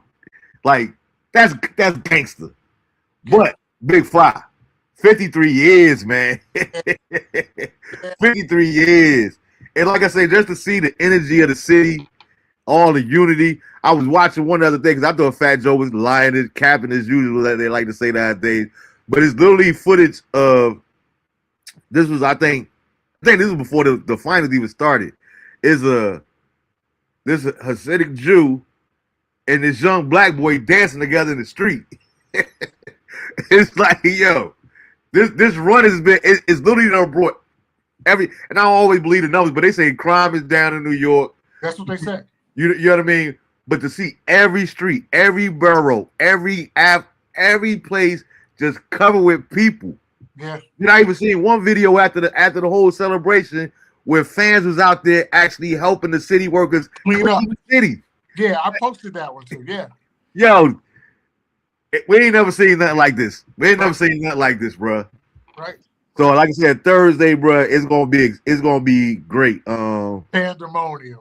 Union Ash said, "Hey, thanks for joining us too." Union said, "Giannis to the Heat, Miami going to spoil you. Knicks opening night ceremony." Hey, we shall see. We shall see. I ain't even worried about all that. Right? I'm like this. We ain't got, and I was thought about this too, because that was another topic of conversation, almost like what you were asking me. Like, should Patrick Ewing get a ring, and all these people, should he give them all that? Now, this is what I was saying. I watched this video. I meant to post it earlier. This was it got leaked with James Dolan talking to the team. Like I said, again, I've never been a Dolan fan, and this is why. Because he was just like Trump, which is probably why they so good friends.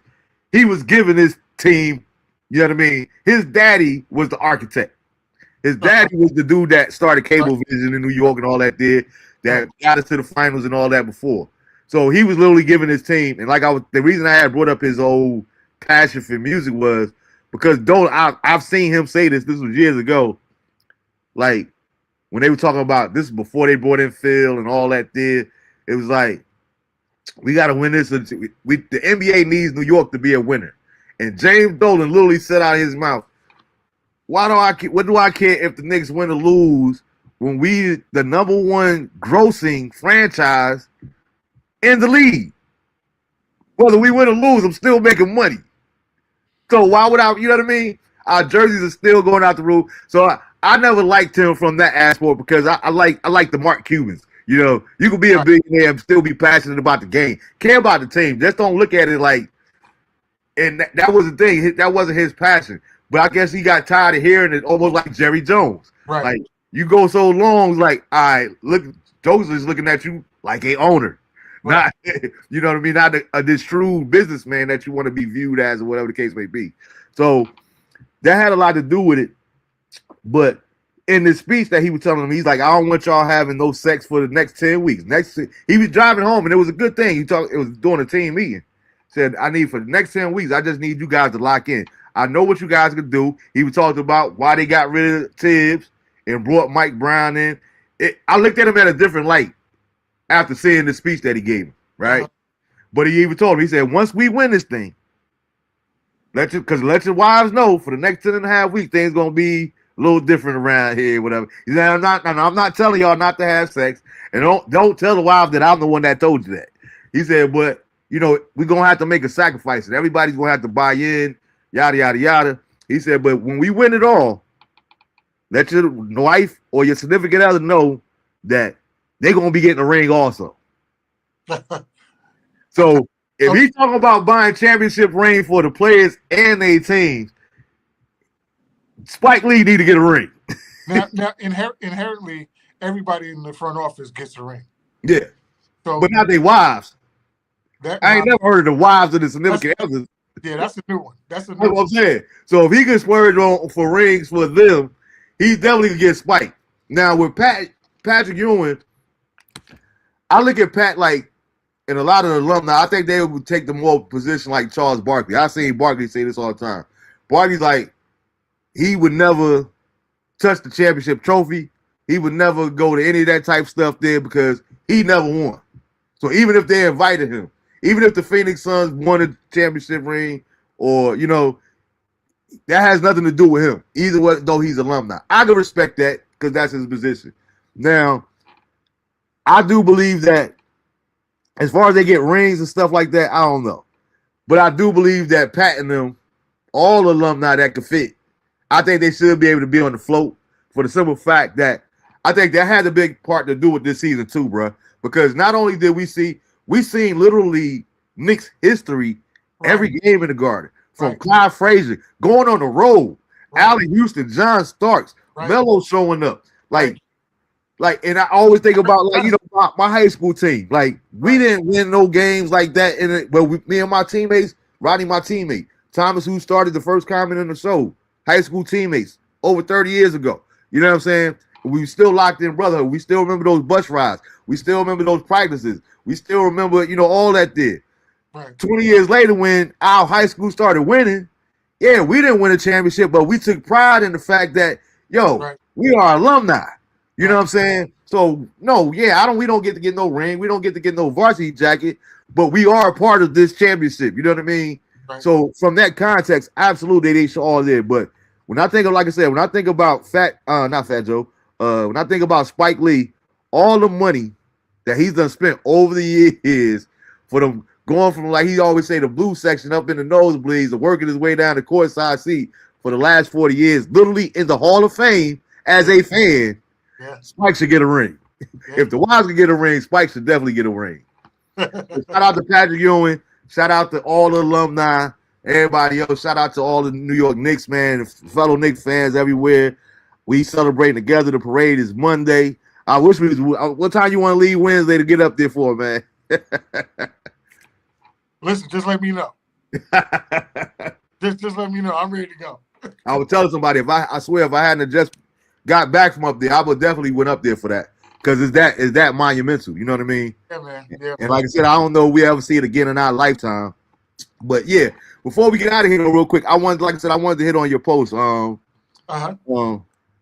me see. Let me get it pulled up real quick because I want to read it directly. Because we were talking about music, and here's what you asked. I'm going to ask a serious question to all my writers and producers.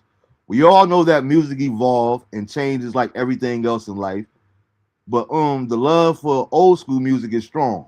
When adults gather, we play old school. When people are asked about great music, they reference old school.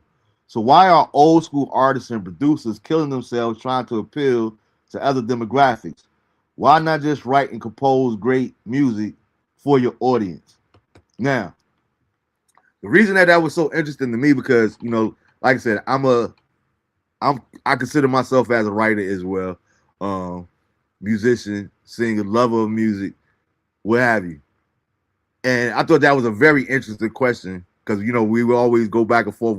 I definitely got to get you back. We got to talk about some of these church topics that you be going back and forth on too. So I'll definitely have you back. Go ahead. Right. But in terms of this, I think a lot of it comes from outside validation in the society that we live in. When I look at the way society is, the way these record industries, and it's not even like you really need a label anymore like you used to, because you have all these different outlets. To your point, again, I'm the type of person, I'm going to stand up for what I believe in. I don't need outside validation. I didn't need anybody to tell me that, yo, man, you got what it takes to do a show. I Right. said, I'm gonna try it. I'm doing it. Here it is. We over here. Wow. I just totally just saying that.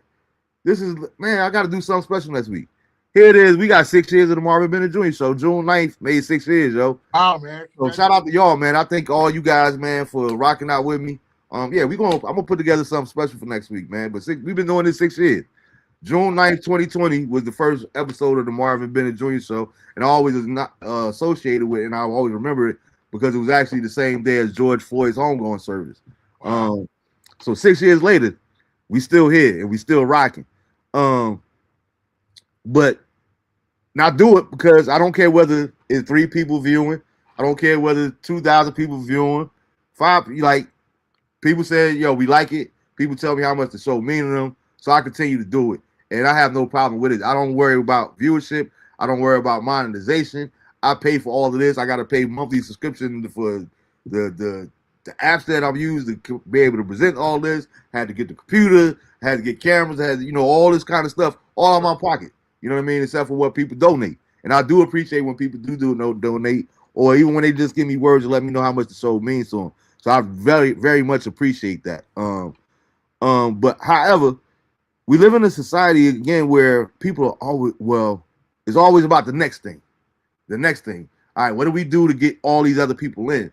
And the reason I have brought up ministry is because for a long time, my parents being who they are, my parents coming up in the ministry that they came up in, and me having the late Bishop Everett, who meant so much to me as a role model, as a hero, as a man, as a leader, as a pastor. The list goes on and on and on. It was like when I first got in the ministry myself, I look at it like this. My problem was I was trying to do ministry like I thought ministry should be done, or how I had seen ministry had to do. It took a while for me to get to understand that, guess what? The ministry that God has birthed in me is not going to necessarily look like what you think it should look like. It might not look traditionally. So until I got comfortable in my own ministry, you know what I mean? I don't care who you are. I don't care whether it's politics. I don't care whether it's music. I don't care what genre of music. There's going to be people, anything that you put out, there's going to be people that like it. There's going to be people that hate on it. So to thy own self be true. To your point, if it ain't broke, why fix it? I've never seen an interview where Babyface, one of the greatest writers of all time, is having these Q&A sections about what does he need to do to be more relevant in today's age. The music is going to speak for itself. Right. Either it's going to last or it's not. Right. Right. And that's where you kind of get in trouble. Well, how could I broaden out myself out to a younger base? How could I broaden myself out to get more women followers, or whatever the case may be? And I think that's where a lot of them get in trouble at, as opposed to sticking to what got you here. Right. Think about it like this. In terms of hip hop, you got jokers, and rest in peace, Rob. We just lost Rob Pace a couple years ago. Mm-hmm. Rob Bass had 2 hits. Right. Right? But Rob Bass was going across the world performing those 2 hits for 30 plus years. Right. Right. Right. So do he care that he's not in a conversation with Jay-Z or Nas or Eminem or whoever you want to call, the best rapper of all time? Right. No, he stuck to what he did. MC, like now we living in a day and age where all these years later, now these artists are getting to have their second life. Right. From that music without having to do new music. Right. And joining the NBA YoungBoy. And we're not hating on that. Right. But I always think about it in terms of, and I'm gonna let you go. But I always think about it in terms of like music, and like I said, I draw both of them together. But in ministry, I remember back in the '80s, my mom, she would hear, because we couldn't listen to no secular music in my house. But I was a big Heavy D fan, right? And I remember I would try to get her to listen to certain things here and then, like, just check this out. And her response was always, it's not that I don't like it, I just don't understand what they're saying. And what it made me think about was ministry. I used to tell people, what Mahalia Jackson did in the 50s, as far as her ministry bringing people, it wasn't working in the 80s for us, Doc. Right. We had to have the whiners. We had to have commission. Right. Because that wasn't going to move me in no service to bring me in no altar. Right. Then you move your way up to the Hezzies and the Todd Tributes and now the Jonathan Nelsons and everybody has their own lane. Like Jonathan Nelson does not need to be trying to go. I mean, Jonathan McReynolds. I said Jonathan Nelson, but I meant Jonathan McReynolds. Jonathan McReynolds don't need to be going back to see what Walter Hawkins did. Right. You know what I'm saying? To make himself relevant to an older audience.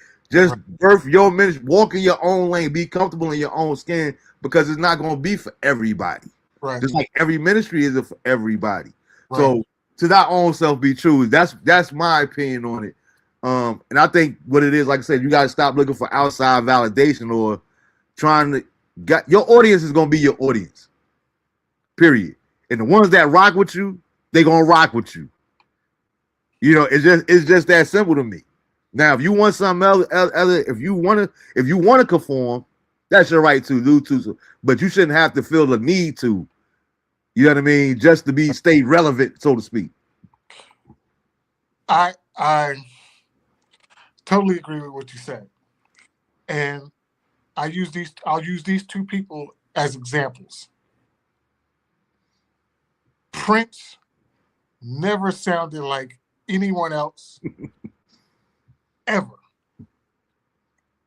The music that was out when Prince released Purple Rain didn't sound anything like anything else that was out at that time. Mm. He never did it. Michael Jackson did the same thing. His music never sounded like anybody else's. And for that, they're the biggest superstars ever. Mm-hmm. So if you're the lead singer for the Shy Lights, and you still got something in you, and you can still write a song and record a song, why not record a song that will let somebody hear it today and take them right back to 1975 when they with they boo? Yeah. Why are you trying to Chris Brown? It's just, I don't understand it. It just makes no sense to me, especially when everybody hear old school music and they go crazy. Why not do it again? I think Bruno Mars did it. Mm-hmm. Bruno Mars went back to, he made everybody feel like they were listening to something old school, and everybody loved it. So why will we not do that? Mm-hmm. Because, listen, I play smooth jazz. That's my genre. Me trying to sound like, I don't know, some new artist out here, it makes no sense. Let me play what I play, and let me deal with my audience. And you know what? Whatever I put out is what I put out. When, if this album does well, it does well. If it doesn't, maybe I'll catch them on the next one. Mm-hmm. I listen to Sade. There you go. Listen. Her stuff never sounds like anybody else, and she does what she does. So, again, I guess to your point, to thine own self be true. Mm-hmm. And I wonder why everybody is so afraid to be true to themselves. I like old school hip hop. The new stuff now, I don't get it. Mm-hmm. I'll tell you this: Kendrick Lamar did the Super Bowl a couple years ago, right? Mm-hmm. I did not enjoy his show. The reason why I did not enjoy his show was I was so busy trying to understand what he was saying that I was missing everything else that was going on around him. Mm-hmm. And it wasn't until, and then when people kept saying, well, if you know, you know, and if you get it, you get it. And I was like, wait, explain it to me. That way I can get it too. And you know what? A lot of people didn't explain it. And then finally somebody did. And when I went back and rewatched it, I was like, okay, I got it. Mm-hmm. Now, I'm not fluent in Spanish, but Bad Bunny's performance, I totally enjoyed it because I didn't try to understand anything that he was saying. I just watched the show, Mm-hmm. and it was fantastic. He was true to himself, and he was the star behind it. Kendrick is true to himself, and he's a star behind it. Michael Jackson was true to himself, he's a star behind it. Prince was true to himself, star behind it. So why would we not be true to ourselves? Because that's what's going to catapult us into stardom. If it's meant for us to be. Yeah, that's also the key too. Everybody has a different goal, and everybody has a different. Again, my purpose in life, especially at this stage, is like all I want to do is hear the Almighty say, "You Well finally got it, and well done." Right. You know what I mean? And I don't need nobody else to understand that. Right. You know what I'm saying? So it's like, when I think of it in its totality, again, I just think that people are looking for something outside. They want. I said validation, but I don't know if validation is the right word. But it's just looking for other people's approval and this here and that. Then it's funny that you would use those for example because I felt the total opposite about the Kendrick and the Kendrick and the Bad Bunny, and that was the only reason that I enjoyed it. I just didn't like some of the undertone in the Bad Bunny performance. After doing my research and breaking it down, and like you said, like I remember Nas said it years ago. I'm part Puerto Rican.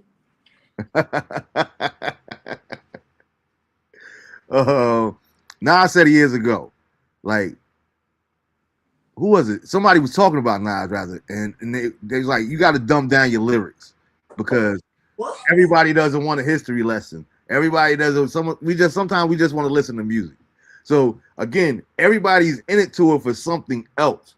With Kendrick, I was already a Kendrick fan because I love artistry, like you say, because I know you're a musician, so I love the artistry, and I know I had done seen how Kendrick thinks, and that's another reason why it's so good sometimes to have these relationships with the other generations, so we're not so clumped together in just what we know. Right. My youngest son would always have me that because my youngest son is a diehard J. Cole fan, and we was even talking about that earlier about different perspectives.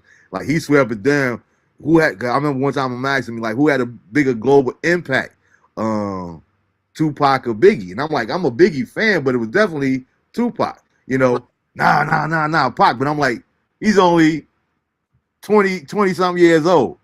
So he doesn't even. Both of them was dead before, like this. Both of them was gone before he was even born. So you have a different perspective. But Pac was in the movies. Pac was in the acting. Pac was in the. It wasn't just rap. You know what I mean? I like Biggie music better, but I would never put Biggie in that GOAT conversation or the greatest of all time because he was gone before his second album even came out. Right. So longevity has to play something. Everybody, like I said, everybody has different criteria. So a lot of what Kendrick was doing, I appreciated his so much. It is one of the best halftimes for me because I did understand the symbolism, the undertone, the egg, the Easter egg that was in there, all undertone, even from the remote control, how this life is all a simulation. We're in the game. I tell people this all the time at work, even when it comes to politics. Like we just byproduct. We watching a movie that we didn't get to pay for. You know what I mean? We part of this stage play. Like I think it's all fake. I think it's all orchestrated. But that's just my opinion. I'm not saying that I'm right either. You know what I mean? That's just what I believe. Right. And it's almost the same way. So a lot of times it's like what they want to do is they want to subliminally push these different narratives without saying it out overtly. Where sometimes I wish you would just come out and say what you mean. But and hear what you say. But that's artistry. They've always done that. When you listen to Steely Dan from back in the day, I listened to them talk about Hate 19 forever. And when he talked about the Cuervo Gold, I didn't know what Cuervo Gold was. So you're singing the Cuervo Gold. I didn't know what Cuervo Gold was until way later. And then I was like, oh, the fine Colombian. That's what they're talking about? Yeah, yeah. Oh, so it's always been done. I was just saying that, you know, you have artists should be true to who they are. Mm-hmm. Do what you do. Do it to the best of your ability. And there's going to be a audience and a market for you. Mm-hmm. I may never have the same audience as Taylor Swift because that ain't my audience. Mm-hmm. That's not my audience. So I'm never going to have the same audience as Taylor Swift. And Taylor Swift's never going to have my audience because they don't listen to her stuff. So, but I know a lot of artists. And I know a lot of people struggling, and they always talk about they in the studio and they doing stuff and they doing stuff. And by the time they finish doing something, they like, yo, the sound is different. I gotta scrap that and do something else. And I'm like, are you stupid? Yeah. Get it. You just if you put your heart and soul into what you just recorded, put it out. And let it do what it do, baby. And don't be afraid. Just let it do what it do. But I don't know, man. I just wish artists would focus on being. I wish they would focus on being individuals and unique, as opposed to everybody trying to fit and do the same thing. Yeah. I just don't see the need in it, you know. And of course, when I ask questions like that, I get very few responses online because everybody's so busy worried about how somebody's going to perceive them. And who gonna see it? Yeah, I don't want this person. Yeah, I don't care. You know, I asked the question, and you know what? If you're gonna be an artist and you're gonna be bold enough to put your music out, be bold enough to explain it. You know, nigga. Yeah. Hey, my man Walt said fame is a hell of a motivator, and some people that is very much true because some people always have one thing. Julian said, I know he ain't say Prince, but if one listened to Purple Rain and the System, my goodness, I never thought it would hit like that. Salute to Prince. What I'm saying is, at the same time that Purple Rain came out, Sherelle had a song out that was a hit called "I Didn't Mean to Turn You On." Yeah. Purple Rain sounded nothing like that. When Doves Cry sounded nothing like that. But they were hits. Yeah. And it always seemed like he did whatever was in his heart. Yeah.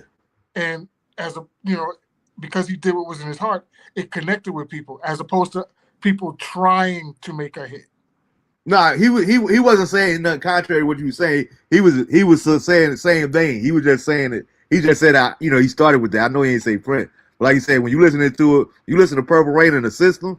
Oh yeah. It's something different. And like you say, even with Sade, like, boom, it's like it's timeless music. It's timeless music. You know what I mean? And like, just imagine if Prince had conformed to what society and all these labels in the industry were telling him to do. We would have never witnessed his greatness. Yeah, we wouldn't. You see what I'm saying? That's why it's so that much more important. And that's why I said, like, everybody's into it for different things. To what point? Fame is a hell of a motivator. I was literally having this conversation last week, and people think it sounds cocky and arrogant. I don't really want to say it on the show, but for this point, I will. But I've been telling people this for years. Like, people like, man, you do a show and you do a podcast and you do this and you do that and you're so funny and you got a personality and all this here. I said, and I mean this since high school, I've always felt like a celebrity. I'm just not famous. Okay, I got you. You know what I mean? And I don't want to be famous. Right. Because I don't want to be where I can't go anywhere and interact with other people, so the case may be.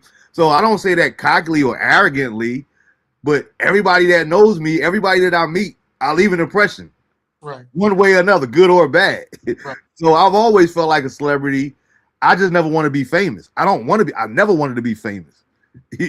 Whether it come to ministry, whether it come to music shit, whatever it is. I don't want to be famous. But for some people, they want the fame. Right. And see, I've never wanted to be famous because I know there's other things that come along with fame that I'm not willing to do to be famous. Exactly. But that's just me. that was one of the things with me when I put out my record years ago. I had a residency here and I was doing a lot of shows and stuff. And I was walking in Walmart one day and a guy kept staring at me, man. He kept staring at me, kept staring at me. And I was like, why is this guy staring at me? He kept staring, the guy kept staring at me. And then finally he said, are you Danny? Danny McCullers? I was like, yeah. And he was like, I follow you on Facebook. And I was like, huh, okay. And that was my first instance. And then I was walking in the mall and then people were speaking to me and waving to me. And my girlfriend at the time was like, do you know who that is? Who is that? And I was like, I don't know who that is. And that kind of bothered me. And then they kept saying, well, if you're going to be an artist, people want to know more about your personal life. Mm-hmm. And my personal life is none of their business. That's why it's my personal life. I wasn't willing to give that much of me. So people were like, you can't be an artist if you don't give that much of yourself to people. And I was like, I'm not going to do it. Well, just like right now, what is the podcast? And it's just that again, I just wanted to know what the podcast was so my friends could tune in and people could tune in. I'm sorry. The Marvin Bennett Jr. Show. The Marvin Bennett Jr. Show. Marvin Bennett Jr. Marvin Bennett Jr. Show. Yeah. Okay. Yeah, so that's just me, man. I just asked that question, man. It just hit me because I was just watching some artists, man, really, really struggling. And I'm like, why are you trying to do something outside of your genre, man? Why are you trying to do something different than what you really, really do? I don't see David Foster trying to write stuff for, I don't know. Yeah. I get what you're saying, but that's the point. Some people, they do want that. They do want a different appeal, and it kind of just question. I kind of question not your artistry, but your motives. Right. You know what I mean? Because some people, like you said, like Walt said, some people want fame. Some people, even if that guy go from, I want to be a rap artist, but if I can make it big in country music, right. some people willing to do that. Right. I see a lane where if I go and I see, you know what I mean? If I create this whole new little country rap thing, what's my man name that lost his mind or whatever, was downtown L.A. But the old Hotel Road or whatever. Oh yeah. And now you Little Nas X. Yeah, there you go. You got the Shabuzi. That's a whole lane there. You know what I mean? But that don't mean that he didn't want to be a jazz artist. Right. But he might have sold out and said, I don't even want to use the word sold out. He might have just conformed because that's what he wanted. He wanted to be famous as opposed to just being a pure artist. You know what I mean? So a lot of that, it just comes down to different perspectives. It's not right or wrong, though. Walt said Flash is lonely at the top. Absolutely. Absolutely. That's my favorite movie. I can't stand Flash, yo. People laugh at me. I know you know Marshetta Parker at Victoria's Praise, and they used to always laugh at me because I would never listen to Marvin Sapp. And they like, Marvin Sapp, he's a great writer, he's a singer, all that thing. I said, no, I don't listen to Flash. I've always looked at Marvin Sapp like Flash for the 5 Heartbeats, yo. Really?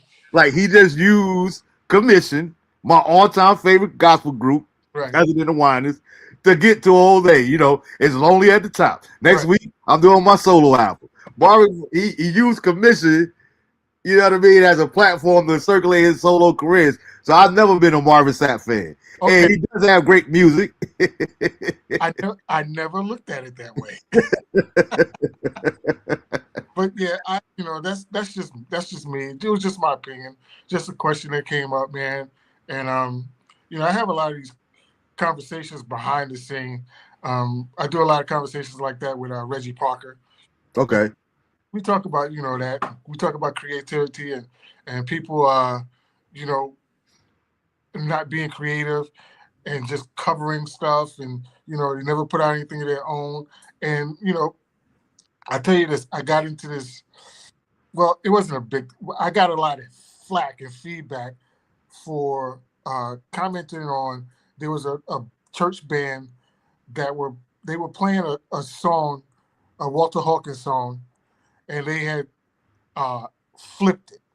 Mm-hmm. And they flipped it, and everybody was going crazy. Oh, and I was like, okay. I was like, yeah, that's cool. But if you're that talented, why don't you write a song to compare to the one that you're copying right now? Mm-hmm. And then everybody was like, you're being a hater. And I was like, I'm not being a hater. What I'm saying is, you keep uh, redoing these songs from 25, 30, 40 years ago. Why not write something where people will do the same thing that you're doing? Mm-hmm. And it's like everybody's afraid to really, really create something. It's like they're really afraid. You know, my bass player gets on me a lot because at church we do music from the 90s and early 2000s. Mm-hmm. And I'm like, but the people that come to church, that's what they want to hear. Mm-hmm.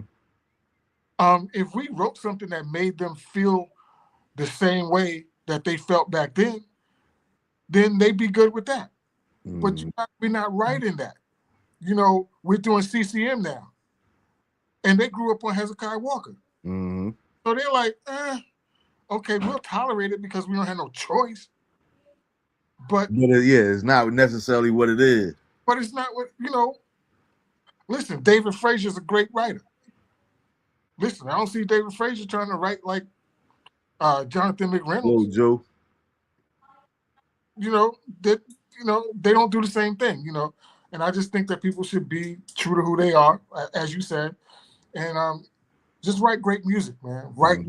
Write and compose great music. I mean, write music that when you listen to it, when it's over, man, you're like, God, why am I crying? Mm-hmm. That was me. That's one thing I kind of do miss doing praise and worship. Like, I remember people telling me, I remember I was singing at this one service. I believe we was in Lexington here in North Carolina, and it was an old mother. I never forget her face. I don't even think she's with us anymore. But I remember that particular Sunday I did Jesus, Jesus, Jesus by Timothy Wright as a solo doing the altar call.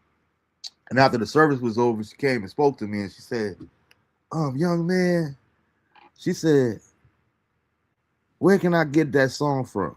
I said, that's Timothy Wright, man.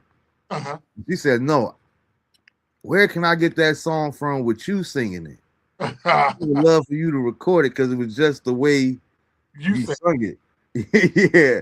And it was like, I was so appreciative of her saying that, but that was one of the things that made me so comfortable in my lane, because a lot of times when we would be done with praise and worship, to your point, it would be, yo, what is that song?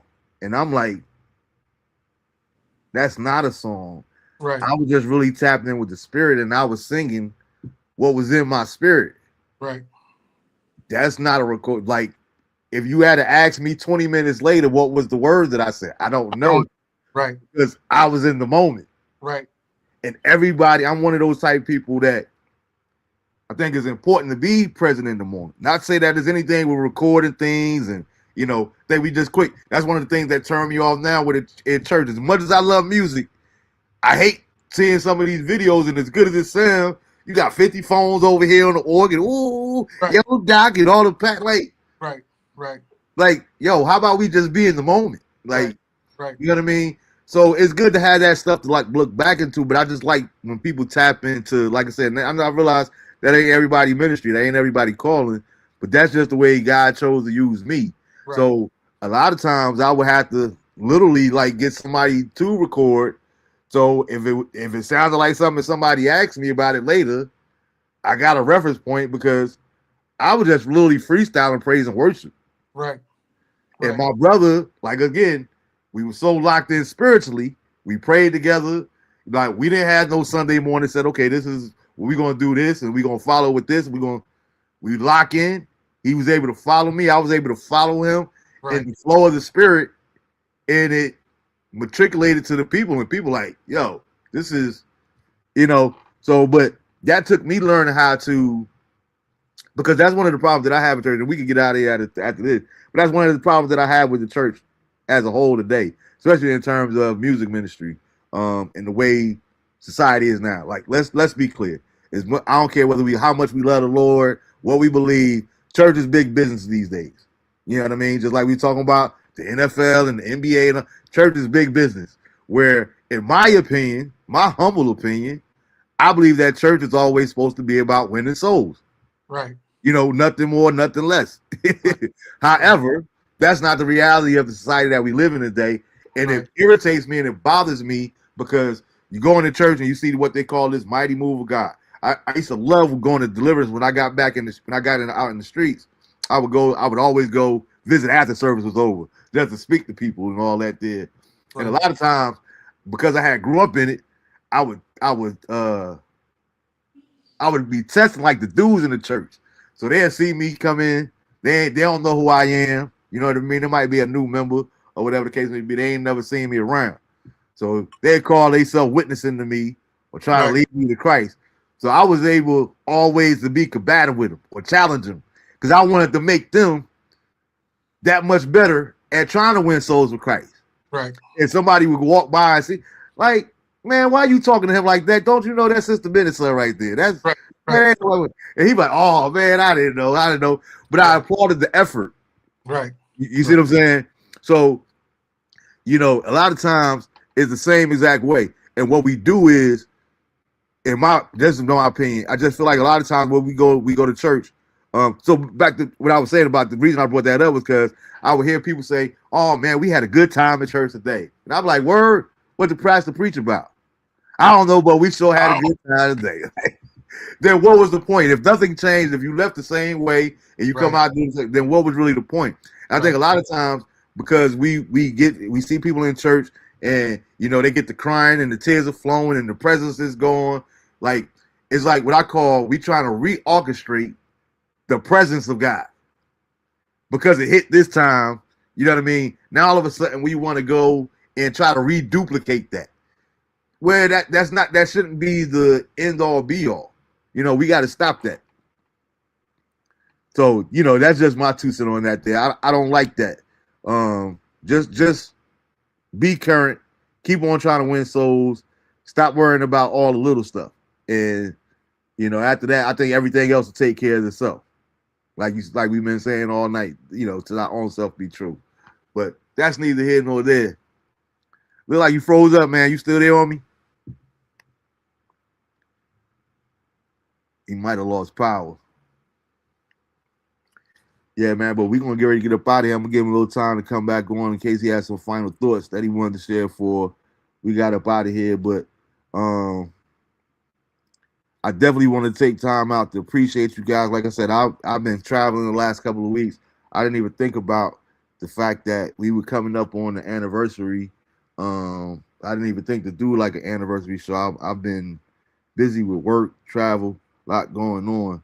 But we're going to try to put that together. If not for next week, maybe the first show in July, we could do a proper 6-year anniversary show. But having said that, I do want to take this time out to thank everybody that's ever viewed the show, everybody that's subscribed to the YouTube channel, everybody that's ever shared the show.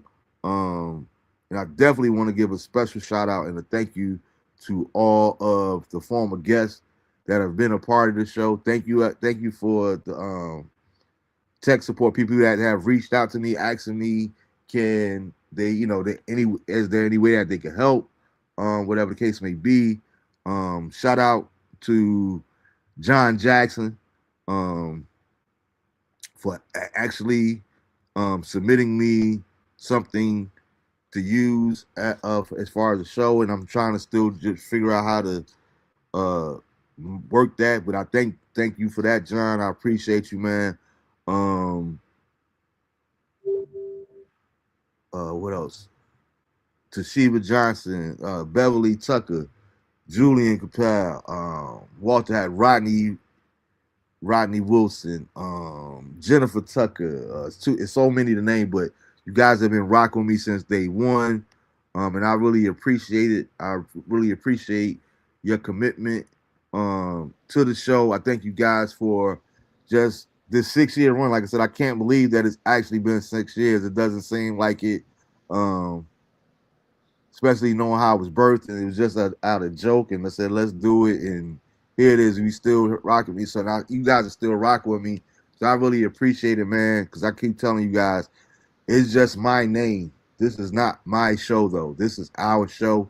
Um, so I'm very humble. I'm very appreciative. I'm glad you all could take out the time to be a part of this success and just making it is what it is. I appreciate it. I love it, each and every one of you. What's good, Dan? Did you have anything else in closing that you wanted to share before we close out?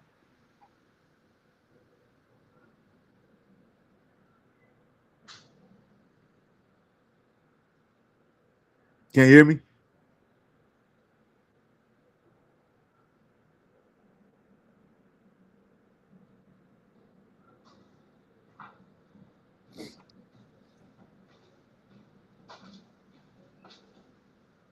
Can you hear me, D? Yeah, I can hear you now. Okay. Phone died, man. I couldn't believe that. That's what I figured. Yeah. Look like it's back out again. But again, if you guys have anybody that you want to see on the show, any topics that you guys want to talk about, just hit me up, holler at me, let me know. We make that happen. Um, like I said, we'll go down memory lane sometime in the near future with a show. But yeah, I'm back with you, man. Can you hear me? Yeah, I can hear you. All right. Yeah, man, hit me up, man. I would love to shoot down memory lane with you, man. You know, we were talking about talking about to the choir about some of my resume or things that I've done in the past musically, especially in gospel music, and they were like, "Wow, you really did that?" And I was like, "Yeah." I was telling a story about how I was playing someplace, and a young lady asked me to play something from Timothy Rice' "Come Thou Almighty King" album, Mhm. and and she told me I was playing it wrong. I was like, "Oh, really?" And and and she says, "Yeah, it don't go like that." And I was like, "Oh, okay." So then after rehearsal, I was like, maybe you might want to go Google me because I played on that record. so so a lot of us have done things in the past, that a lot. Of course, we didn't get famous for it, Mhm. or a lot of people might not know unless you were there, because we didn't have social media back then. But you know, yeah, some of us we done some things, man. I love to take a trip down memory lane, man, because some of them names that you named, um, about like Saint Paul Fire Baptized and Deliverance and all that Man, stuff, man. man, listen. It's Don't you miss it? I do, I really do. And sometimes I talk to people from back in the day, and we talk about that, man, how things have changed, how people don't do programs anymore. Hmm. Um, I have my opinion on that, man. We would have to talk about that. I can tell you what I think ruined that. Um, you know, um, I tell people that I remember when Hezekiah first started, and it was only 12 of them, Hmm. and how uh, he couldn't. A lot of times they wouldn't even put him on program, or they would put them last. And then I talk about how then it got to the point where people were like they would invite them and hope that they showed up. So we were around for a long time, man. We were around for a long time. We've done a lot of things. I've watched this industry change. I've watched music change. I've watched people struggle to change with music. I've watched people sell their souls and lose who they are, trying to Hmm. be relevant instead of just being true to who they are. Um, and sometimes you have to understand that your time comes and your time goes, and you might write hits for a period, and then that period is over, and you're not writing hits anymore. Hmm. But God blessed you and gave you the ability and allowed you to experience writing those hits for that time. And when your time is up, your time is up. You know, move out the way and let somebody else come in and write some more hits. But Mhm. I think we get into a place where we want to keep it going, and sometimes it's like, nah, man, it's time to let it go. When it's time to retire, it's time to retire. You know, Mhm. and let them call you back as an old school artist, man. Yeah. It's okay. It's okay. I can't remember where I seen it at, but that was one of them things that always stuck with me too. And it's like, I said I want to adapt that mindset that, you know, when God does call me home to be with the Lord and my time is up, my prayer is that I leave more than I took. Yeah, yeah, You know what I'm saying? To make sure that yeah, I left something here memorable, whether it's alive, whether it's just a memory, whether it's music, whatever it is, like leave more than I took. Because we yeah. can't take nothing with it. We always talk about money in terms of that, but we can't take none of this with us. Right, So how about leading a seed in the earth, a memory of something, um, and because I want to be known as a giver as opposed to being a taker, you right, know. And like you right. say, I think that that's something that we really is going to be a part of my personal prayer life is that we kind of get back to that. Apostle Simmons, the late Apostle Simmons, Nat's father. It was like, man, I think about it like growing up in Newark and people, it's different. It's always a different experience growing up in Newark. Just like it's a different experience when you grow up in Compton or Right, Chicago or Miami, Florida. All these different places. It's not that one is more gangster than the other. It's just different. right. And I think about in terms of all the stuff that we could have got into. For this dude to open up his church. I tell people all the time, I take pride in it. Like we was having shares before that was a thing. Like Mm-hmm. for him to be able to open up his church and have these midnight musicals, and after we get out of our service that Friday night at 11:30, we go over to fire baptize and you know, Mm-hmm. our Jeff Davis. Jeff Davis was my big bro. Rest in peace to Jeff. That's Jeff where was, I met Jeff. huh? That's where I met Jeff At fire baptize. at Five Baptized. What's crazy is just talking about, just the like I said, the little nuggets. I had heard of Jeff before I even met Jeff. I didn't even know what he looked like. True story, yo. I'm like maybe 12, 13 at the time. I'm literally at Orange Park playing basketball by myself shooting. And this dude comes up to the court, big dude. Mm-hmm. He's at the other end. And we wound up getting a conversation. Come to find out this is Jeff Davis. Mm-hmm. Didn't know he was the drummer or the dude that I heard on all these albums or nothing. Mm-hmm. And Mm-hmm. Jeff literally took me under his wing. That's Mm-hmm. literally how I met Jeff at Orange Mm-hmm. Park playing one-on-one basketball. And we just so happened to talk about church. And we Mm-hmm. wound up playing because back then we used to do a 4th of July concert every year at Deliverance. And Mm-hmm. Jeff was like, like I said, I'm very competitive. Now I know I ain't on that level, Right, but if I got to play after him, right, I got to get my skills up. But he was right. a big brother. Hey, look, let me show you this here. We're going to be over at Fire Baptized. Bring your sticks with you. You know what I'm saying? I'm going to let you rock out. Man, just beautiful times. It was a good time to be Mm-hmm. alive. And like I always say, I always think the pastor there at the church on Nat's father, because he didn't have to do that. Right, And it gave us an outlet to where we didn't have to be in the streets. right. You know what I mean? That's one of the reasons that as a father coming up, I kept my son so busy. No, you're gonna Right. play football, you're gonna play basketball because an idle mind. It's the Listen, devil's workshop. yeah, exactly. So the more you stay busy, the less time you have to get into chaos and to get into the streets and all that there. So try to keep them busy as possible. But he gave us an avenue and a Mm-hmm. safe place where we could come. And our parents wasn't tripping that we was in church.